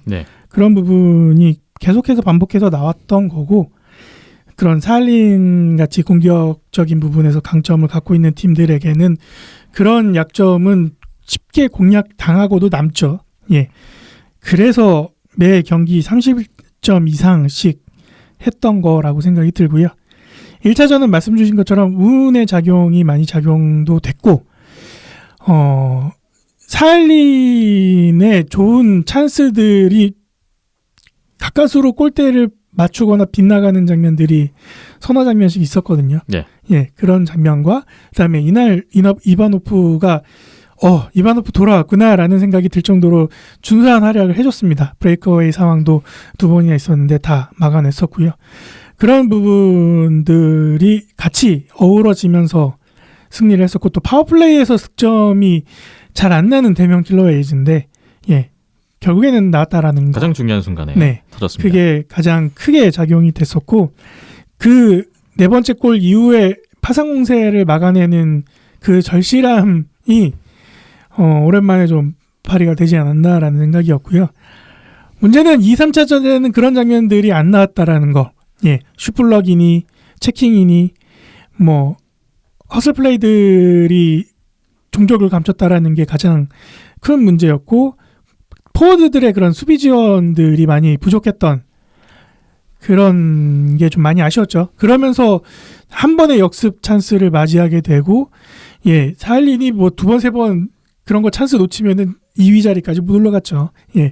그런 거를 충분히 다시 골로 만들어낼 수 있는 능력을 갖추고 있는 팀이기도 하고 선수들의 개개인 모습들이어서 대량 득점에 성공할 수 있었고요. 그러니까 1차전에는 찬스의 반은 놓쳐버렸다면은 2, 3차전에서는 그래도 7, 80%는 찬스를 다 성공을 시켰던 사할린이었고 대명 같은 경우에는 2차전 같은 경우에는 굉장히 추격전을 잘 했었죠. 근데 이제 말씀드린 것처럼 3피리어드부터는 체력적인 부담이 눈에 보일 만큼 힘들어 했었으니까요. 그래서 3피 중후반에 터진 연속골을 막아낼 수는 없었고요. 3차전 같은 경우에는 마찬가지로 잘 추격을 했다라고 생각이 하고요. 역전까지 했었죠. 문제는 이제 페널티인데 고향에서는 좀 불필요한 페널티들이 이제 투맨이맨이라던가 이런 팀 내에서 뭔가 합이 안 맞거나 신호가 안 맞아서 나왔던 그런 페널티를 한다면은 이날 3차전 같은 경우에는 좀 감정 컨트롤을 못해서 그렇죠. 맞습니다. 나오는 페널티들이 굉장히 불필요했고 정말 나오면 안 되는 타이밍에 나와버린 상황이 2번 있었습니다. 근데 그게 공교롭게도 다 안정현 선수가 연관이 돼 있었는데 예. 첫 번째는 안정현 선수 페널티 이후에 그 안정현 선수 페널티가 뭐 이렇게 뭐 수비를 하는 과정이라던가 이런 게 아니라 뉴트럴전에서 그냥 컨트롤 싸움 하다가 감정적인 게 폭발이 돼서 나온 페널티였거든요. 그래서 불필요한 페널티였는데 그 이후에 이제 딜레이드 페널티 상황이 진행이 되면서 거기서 한 번 더 페널티가 나와서 바로 5대3 찬스를 내주게 됐고 거기서 2연속 실점을 한 거였거든요. 네. 거기서 이미 경기가 좀 많이 기울어졌었고 그 다음에 나왔던 페널티는 또 안정현 선수였는데 이때는 4분만 마이너 더블 마이너 페널티가 났단 말이죠. 예, 처음에 한번 페널티를 받고 나가는 과정에서 뭐 욕을 했는가 뭐 어쩌는가 해서 언스포츠맨을 또 받았죠. 근데 보통이라면 2텐을 줬을 텐데 더블을 주더라고요. 그래서 거기에서 또 예, 페널티 막판에 또 실점을 하는 부분도 있었고 뭐 가뜩이나 찬스 메이킹이나 아니면 파워플레이를 성공률을 높여가고 있는 사할린이었다 보니까 파워플레이 골이 많이 나올 수밖에 없는 환경이었는데 이렇게 페널티가 나왔던 게 좀 아쉬웠었고 추격은 좋았으나 그러니까 그리고 공격 자원들의 그런 포인트 생산 능력도 이번에 3연전에서 눈에 띄는 점이었으나 그런 공격 자원들이 수비에서는 조금 못 미치는 장면들이 나오다 보니까 그게 좀 아쉬웠던 거였고 대명에게는 좀 과제로 남는 그런 3연전이었습니다. 그죠. 그게 사실 이제 안정현 선수가 기용했을 때 뭐 단점인 거죠. 굉장히 명백한 단점이고 사실 이 부분은 굉장히 예전부터 지적돼 왔던 문제였어요. 이제 감정 컨트롤 같은 부분. 근데 그런 약점이 좀 지속적으로 반복이 되는 부분. 그리고 공교롭게 이 감정 컨트롤 못해서 페널티 할 때마다 진짜 이게 다 실점으로 연결됩니다. 한라전도 마찬가지였죠. 예전에 개막전 신상훈 선수와의 페널티에서도 거기서 뭐 그 골이 사실상 이제 결정적인 됐고 이번 사할린전에서도 이런 식으로 나오지 못한다면 이게 게임이 이제 원한대로 안 풀리면은 사실은 참아야 되는데 그걸 못 참는다는 거거든요. 근데 그런 부분은 장기적으로 팀의 입장에서는 그렇게 크게 도움이 되지 않기 때문에 좀 빠르게 제가 생각했을 때는 고치는 부분이 더 좋은 선수가 되기 위한 첫 발걸음이 아닌가 싶은데 좀 아직까지 안 고쳐진 부분은 좀 아쉬운 부분은 있습니다. 예, 뭐 전체적으로 봤을 때는 그거 2번인 건데 예.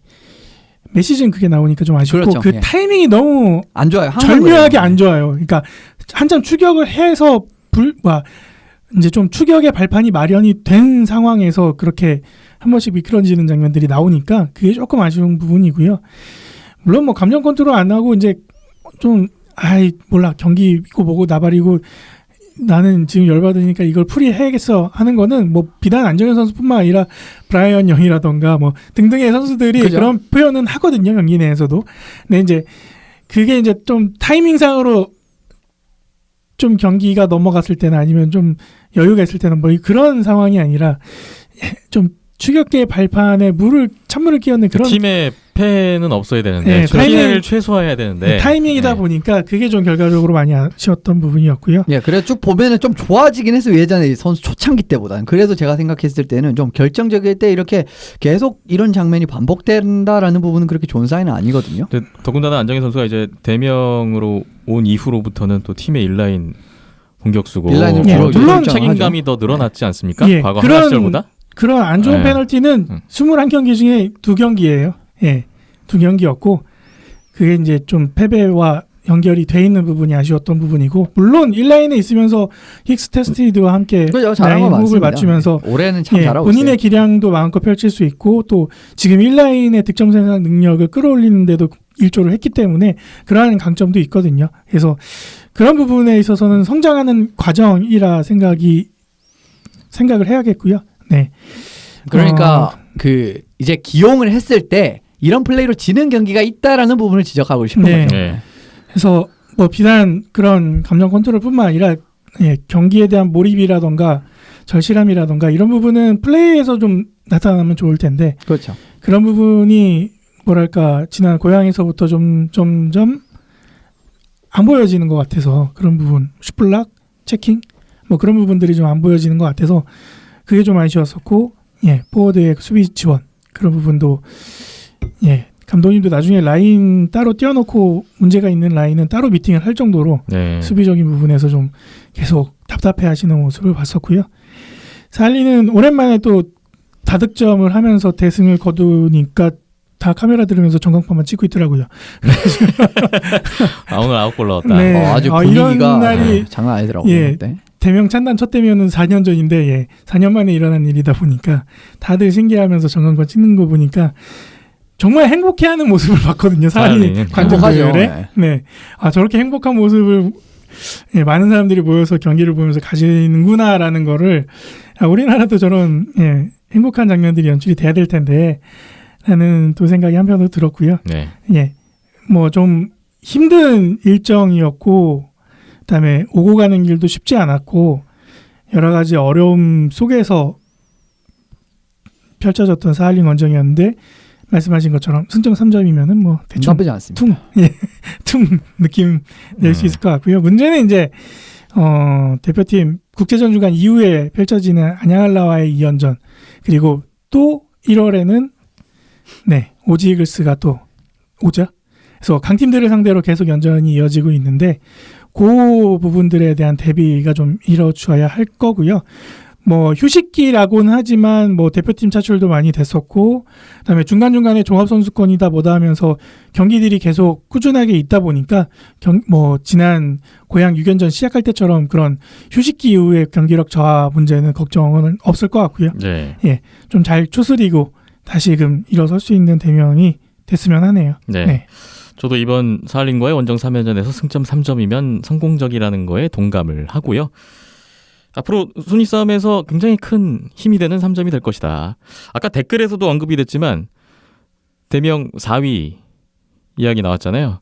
저도 대명이 4위 안에만 들어갈 수 있다면 플레이오프에서는 지난해 못 이뤘던 첫 승 혹은 그 이상의 플레이오프 우승까지도 한번 노려볼 수 있는 분위기를 탈 수 있지 않을까라고 어떤 기대를 하고 있는 입장인데요. 시즌 뭐 개막 전부터 그렇게 생각을 하고 있습니다. 그래서 일단 원정 14연전 7승 7패로 마친 거 거기에 이번 3연전에서 승점 3점 이거는 굉장히 플레이오프 진출 가능성을 많이 또 높인 그런 결과이지 않나 싶습니다. 대명이 4위만 하면 저는 성공적인 시즌이라고 봐야죠. 4위만 하면 저는 성공했죠. 플레이오프에서도 이를 낼 수 있을 것 같아요. 어, 저는 오히려 안양할라가 정규리그 우승을 한다면 그럼 만나는 4위로 만약에 대명을 만나면 저는 안양할라 입장에서 좀 껄끄러울 것 같아요. 좀 많이 어려울 수 있어요. 껄끄럽죠. 네. 많이 어려울 수 있습니다. 그렇게. 그래서 뭐 사실 이번 시즌 4위 안에만 들어가면 누구에게나 플레이오프 우승의 기회가 있기 때문에 그렇죠. 별로 유리한 게 없어요. 정규리그 1, 2의 팀이. 그래서 뭐 그런 좀 기대감이 있습니다. 최근에 계속 이번 3연전 다 마찬가지고 1피리어드 8분 이내 초반 실점이 계속 늘어나고 있습니다. 대명이. 지난 홈 6연전 때도 계속 그랬고요. 그래서 대명이 다른 팀과는 다르게 대명은 특히나 좀 선제골을 넣고 가야 경기가 좀 편해지는데 최근에 계속 좀 이른 시간대에 먼저 골을 내주면서 좀 어렵게 끌고 간다는 부분은 저는 계속 좀 경기를 보면서 아쉬웠던 대목이었고요. 그리고 알렉세이 이바노프 선수가 지난 시즌에는 없었는데 좀 기복이 있는 것 같아요. 올 시즌에. 일단은 네. 선수단 전체적으로 여름 기간 동안에 준비가 많이 안 된 거는 맞고요. 이바노프도 포함해서 네. 그게 지금 경기에서 보여지고 있죠.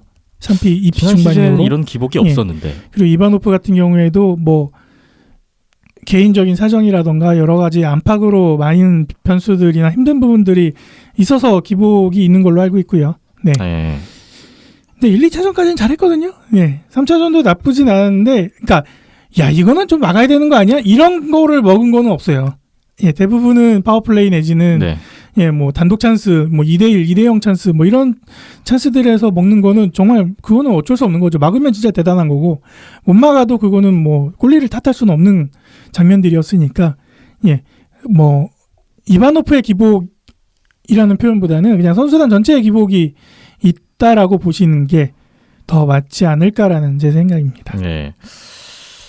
그래도 뭐 한 가지 고무적인 거는 뭐 이재희, 이종민, 뭐 이총현 이런 어린 선수들이 기대 이상으로 리그에 잘 적응하고 좀 성장해 나가는 모습도 있는 것 같아서 그 부분은 좀 기대가 되는 것 같습니다. 그거는 이제 포인트만 놓고 봤을 때는 네. 그런데 네. 문제는 실점할 때 수비? 그 장면들을 보면은 네 그래도 그 부분 말씀드릴 부분은 네. 어쨌든 그 선수들이 지금 아시아리그에서 모두 이제 약점이 사실상 있는 선수들이에요. 그래도 강점도 분명히 있는 선수들이거든요. 근데 확실히 지금 콘스탄틴 감독이 그 선수들의 강점, 어떻게 보면 이재희 선수라든지 이총인 선수라든지 강점 하나는 잘 살리고 있어요. 진짜.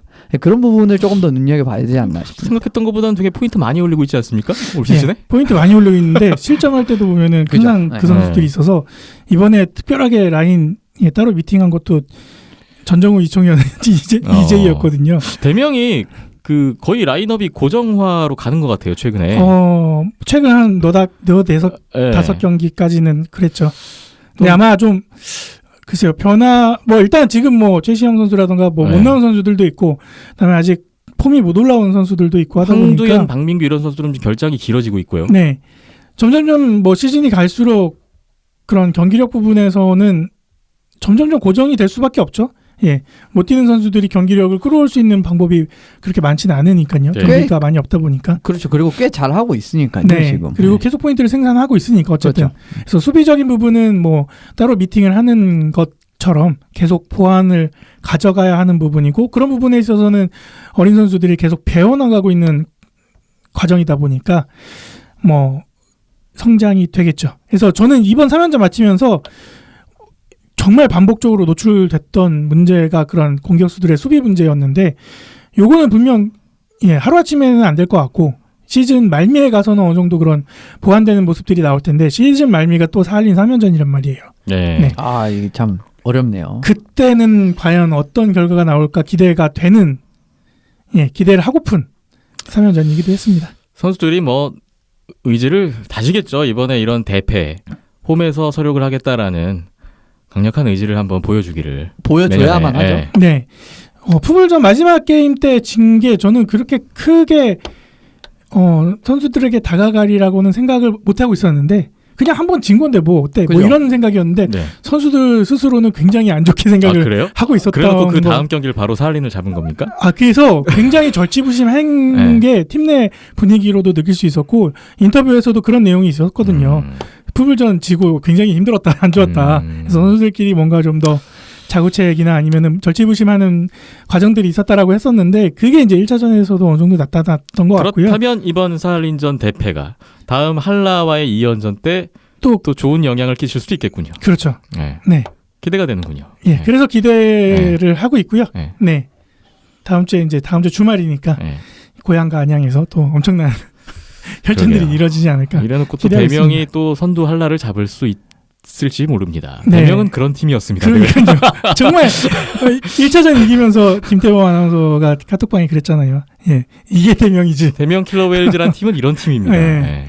그거를 좀 그전에는 좀 공감 못했는데 예측이 어렵습니다. 네, 1차전 끝나고 좀 공감할 수 있었습니다. 1차전 이겼는데 또 2, 3차전 그렇게 또 대패를 하고 뭔가 슬램덩크의 북상 갈 것 같은 네. 팀. 네. 일단 그렇고요. 또 대명이 그래도 이번 3연전 통해서 순위를 4위 안으로 올렸다는 거는 성과인 것 같습니다. 사할린은 안양 한라 2경기 덜 치른 상황에서 승점 5점 차 2위를 유지했던 사할린이었습니다. 사할린도 이제 남은 경기를 고려하면 자력으로 1위는 가능한 상황이고요. 이스트 홋카이도 크레인즈가 현재 6위지만 대명보다 4경기를 덜 했기 때문에 4경기 4승하면 또 자력으로 크레인즈도 4위가 가능한 상황입니다. 근데 그 4경기의 첫 시작이 사할린 3연전이라 쉽지 어렵죠. 않습니다. 예. 네. 사실상 뭐- 4위 싸움은 니코랑 대명으로 봐야지 않나 싶습니다. 대명도 뭐 사할린과의 3경기가 남았기 때문에 네. 예, 뭐 어쨌든 프리블레이즈 빼고는 다 재미있게 흘러가고 있고 계속해서 지켜보겠습니다. 아시아리가 이사키 이번 주는 국제전 중간이라 경기가 없습니다. 없습니다. 네. 네, 한 주 쉬어간다는 점 참고하시면 될 것 같습니다. 비하인드넷 이제 마지막 한 가지 소식 남아 있는데요. 잠시 후에 풀어보겠습니다.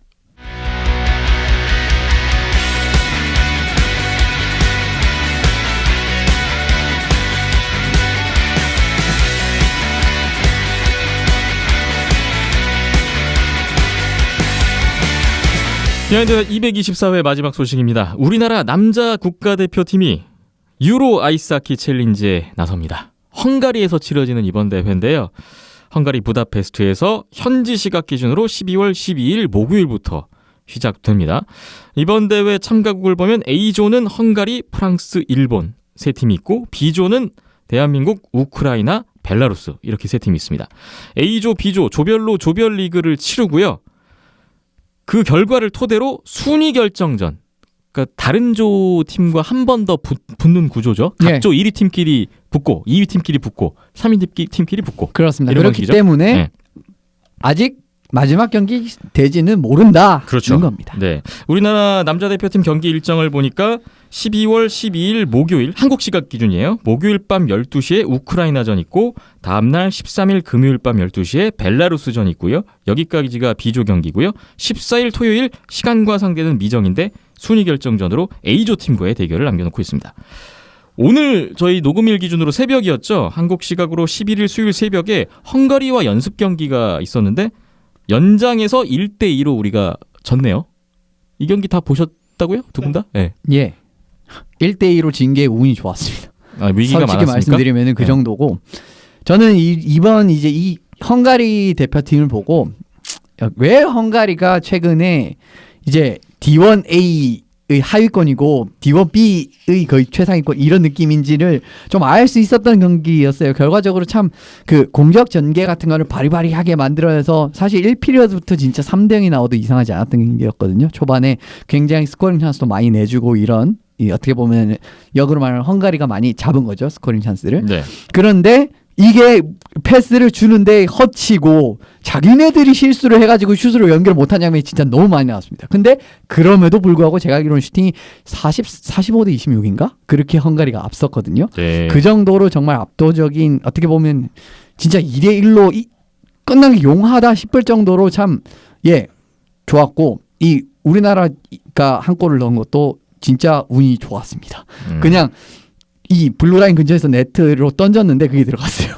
네. 진짜 용해요. 어떻게 보면은 참 헝가리도 못했고 우리나라도 그렇게 경기력이 썩 좋지 않았던 어떻게 보는데 이거는 당연한 게 명단 자체가 이번에 좀 실험적인 성격을 많이 띈 명단이었기 때문에 네. 또 그런 부분도 어느 정도 가만히 되긴 해야 됩니다만은 사실 경기력 자체는 그렇게 만족스럽지 못했습니다. 그렇군요. 예, 헝가리 또 페널티 시간만 보시더라도 헝가리 페널티 이 경기 하나도 안 했습니다. 근데 우리나라는 8분입니다. 4개 했었어요. 이 정도로 좀 어려운 경기를 했다라는 부분.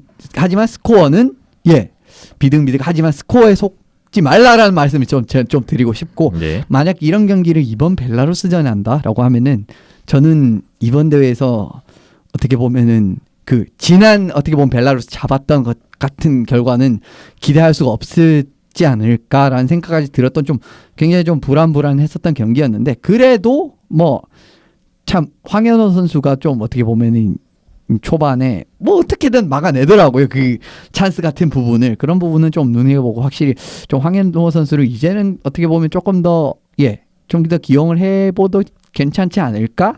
너무 뭐 달튼 선수에만 의존하지 않고 뭐 그런 부분을 좀 많이 느낄 수 있었던 연습 경기 결과였습니다. 네. 맷달튼 선수 부상으로 최근에 또 아시아리그에서도 꽤 꾸준한 출장을 했었던 황현호 선수였는데 어느 정도 또 경기 감각이 올라오지 않았나 그런 생각도 해보게 되네요. 저도 마찬가지로 헝가리 연습 경기 전은 황현호밖에 안 보였고요. 네, 정말 고생하는데 꾸역꾸역 잘 막아내는 모습이 역시 베테랑의 계열로 가는 황현호 선수다 보니까 그런 연륜과 경험의 그런 모습들을 볼 수 있었고요. 박해우 골리가 이제 교체돼서 들어와서 연장에서 이제 실점한 부분은 아쉬웠죠. 네. 아쉬웠던 부분이었고. 뭐 앞서 채널 원컵에서 핀란드가 좀 실험적인 로스터를 꾸렸다라면은 뭐 이번 유로 챌린지에서도 우리나라도 실험적인 라인을 구성했다라는 것. 라인업 명단 한번 읊어드릴까요? 네. 네. 코칭 스태프 똑같습니다. 백지선 감독, 이창현 코치, 맷 버타니 코치, 손호성 골리 코치 그대로 가고요. 골리 한라의 황현호, 대명의 박기훈 두 선수고요. 수비수 한라의 송영철, 이동구, 남이두, 최진우 선수. 대명에서는 서영준, 이호성 선수가 선발되겠습니다. 공격수 한라에서 김기성, 김상욱, 조민호, 신영윤, 박진규, 안진휘, 신상우, 신상훈. 여기까지고 대명에서는 김형겸, 이총현, 이종민, 전정우 선수가 선발됐고 여기에 20세 이하 대표팀에서 일부 선수가 합류할 예정이라는 소식도 있었습니다. 이번에 귀하 선수가 다 빠졌습니다. 우리나라도 순수 국내파로만 꾸린 이번 명단이에요.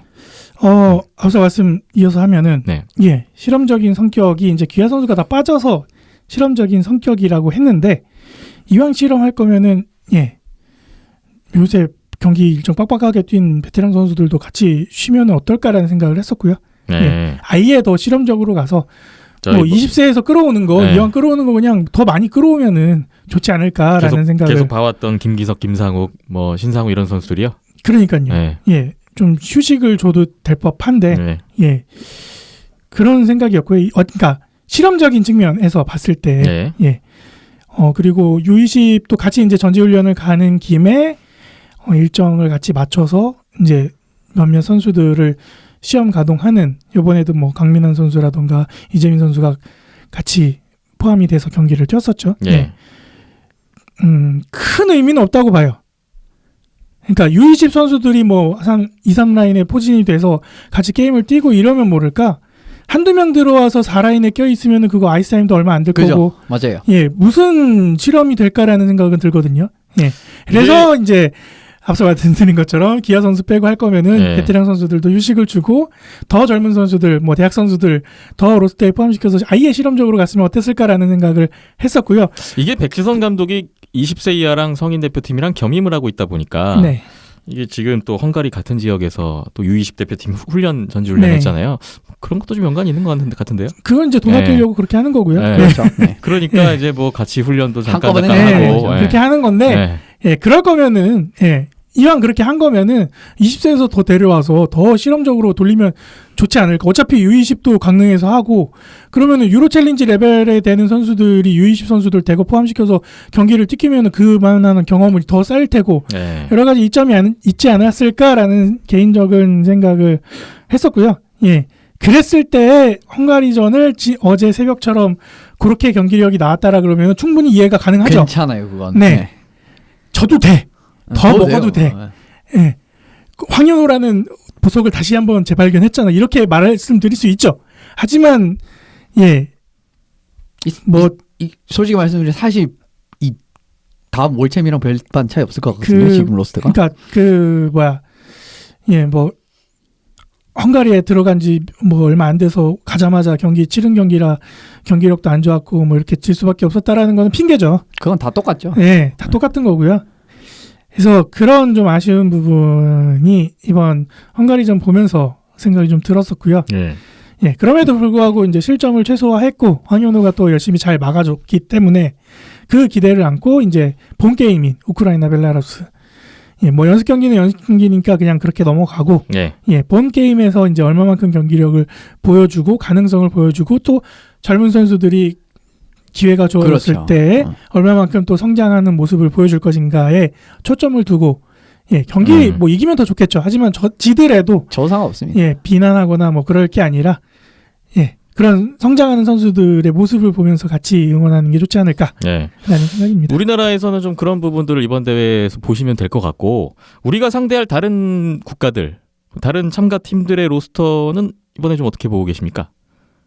뭐 제가 사실 우크라이나 리그까지는 잘 이제 정확하게는 이제 따라가지 못하고 있거든요. 벨라루스는 이번에 꽤 셉니다. 벨라루스가 이번에 뭐 K7 리그가 다소 뽑혔던데요. 이번에 디나모 민스크에서 한 11명 정도 뽑혔고 그리고 지금 사실 벨라루스의 출신의 KHL 다른 팀에 뛰고 있는 선수들은 많아요. 아크바르스 가잔의 뭐 크리스티안 헨켈이라든가 아니면은 비티아지 모스크바의 신케비치 그리고 뭐 여러 가지 선수들이 있습니다. 그리고 앞토블리스트의 제프 플랫 그리고 수비 트락토르의 닉 베일런 이런 선수들이 있는데 다 나오네요 이번에. 그렇기 때문에 이 두 번은 안 질 것이다라는 게 좀 보여요. 벨라루스가 이번에. 좀 우리로서는 가장 버거운 상대가 되겠네요. 확실히 지금 상황을 어떻게 보면 벨라루스 좀 1군에 가까운 팀이 나왔기 때문에 뭐 일단 1군은 아닙니다. 근데 좀 굉장히 가까운 유사한 팀, 좋은 선수들이 많이 포함이 된 팀이 나왔기 때문에 조금 까다로울 거고요. 확실하게 말씀을 드릴 수 있는 거는 그래도 뭐 골테닝 부분이 조금 약점은 있는 것 같은데 뭐 지금 어쨌든 좀 실험적인 명단으로 벨라루스와 어느 정도의 차이가 날 것이고 그러면은 이걸 이제 앞으로 다가올 월드 챔피언십에서 어떻게 메울까가 결과적으로 과제가 될 거기 때문에 볼거리는 많네요. 자, 다음 주에 저희가 이번 그 우리나라 대표팀의 유로 아이스하키 챌린지 한번 또 리뷰의 시간을 가져보겠습니다. 그러니까 U20 대표팀 이야기가 잠깐 나왔는데 헝가리 20세 이하 대표팀과 두 차례 친선 경기를 가졌는데 1차전은 4대5로 연장패를 했고 이 소식은 또 보도자료가 나왔는데 2차전 소식이 전해지지가 않았는데 1대9로 정규패를 했습니다. U20 대표팀이 또 중요한 대회를 앞두고 있지 않습니까? 우리나라에서 일정이 발표가 됐어요. 내년 1월 28일부터 2월 3일까지 강릉하키센터에서 IIHF U20 세계선수권 디비전2 그룹 B가 우리나라에서 열립니다. 대한민국, 네덜란드, 벨기에, 이스라엘, 중국, 크로아티아 총 6개국이 참가를 하겠고 자세한 경기 일정은 이제 대한아이스하키협회 홈페이지를 참조하시면 되겠습니다. 그리고 2020 레거시컵이 또 합니다. 역시 강릉하키센터에서 2월 7일부터 2월 9일까지 일정이 발표됐고 이번 레거시컵은 여자 대표팀들이 참가하는 레거시컵으로 발표가 됐네요. 대한민국, 체코, 독일, 폴란드 이렇게 4개 국가가 참가를 하고요. 차례대로 경기를 펼치게 됩니다. 역시 자세한 일정은 대한아이스하키협회 홈페이지를 보시면 되겠습니다. 그런데 레거시컵 안에 우리나라 남자 대표팀의 경기가 2경기가 있어요. 상대는 KHL 소속의 쿤룬 레드스타 베이징이고요. 2월 7일, 2월 8일 두 차례 친선 경기가 예정돼 있다는 것이 발표됐습니다. 작년하고 조금 또 달라진 측면이 있는데 쿤룬 레드스타가 갑자기 넘어온다. 근데 이게 리그 휴식기긴 합니다. 그렇습니다. KHL 휴식기입니다. 예. 그때가. 국제전 주간이고요. 근데 어느 정도로 이제 앞선 말씀을 드렸지만 어느 정도로 나올지를 보고 이제 말씀을 드리고 이건 사실 좀 시간이 있기 때문에 네. 나중에 또 들이 닥치면은 그때 가서 그때쯤 또 말씀드리겠습니다. 쿤룬 레드스타 외국인 선수들이 대거 또 각 국가대표팀에 차출이 될지도 모를 일이에요. 그렇죠. 그때 이제 또 국제전 주간이 있기 때문에. 네. 그래서 강릉하키센터에서 또 주요 국제대회 일정이 발표됐기 때문에 직관하실 분들은 뭐 벌써부터 또 계획을 짜셔도 좋지 않을까 싶고요. 계속해서 또 날짜가 다가오는 대로 이 대회에 대한 이야기는 또 나눌 기회가 있을 것 같습니다.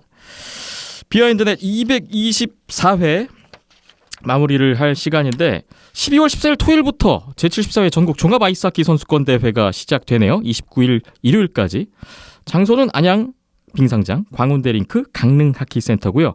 경기 일정이 이제 대한아이스하키협회 홈페이지를 통해서 발표가 됐습니다. 14일이면 이번 주 토요일인데요. 네, 바로 시작이 되니까 또 참조를 하시면 될 것 같고요.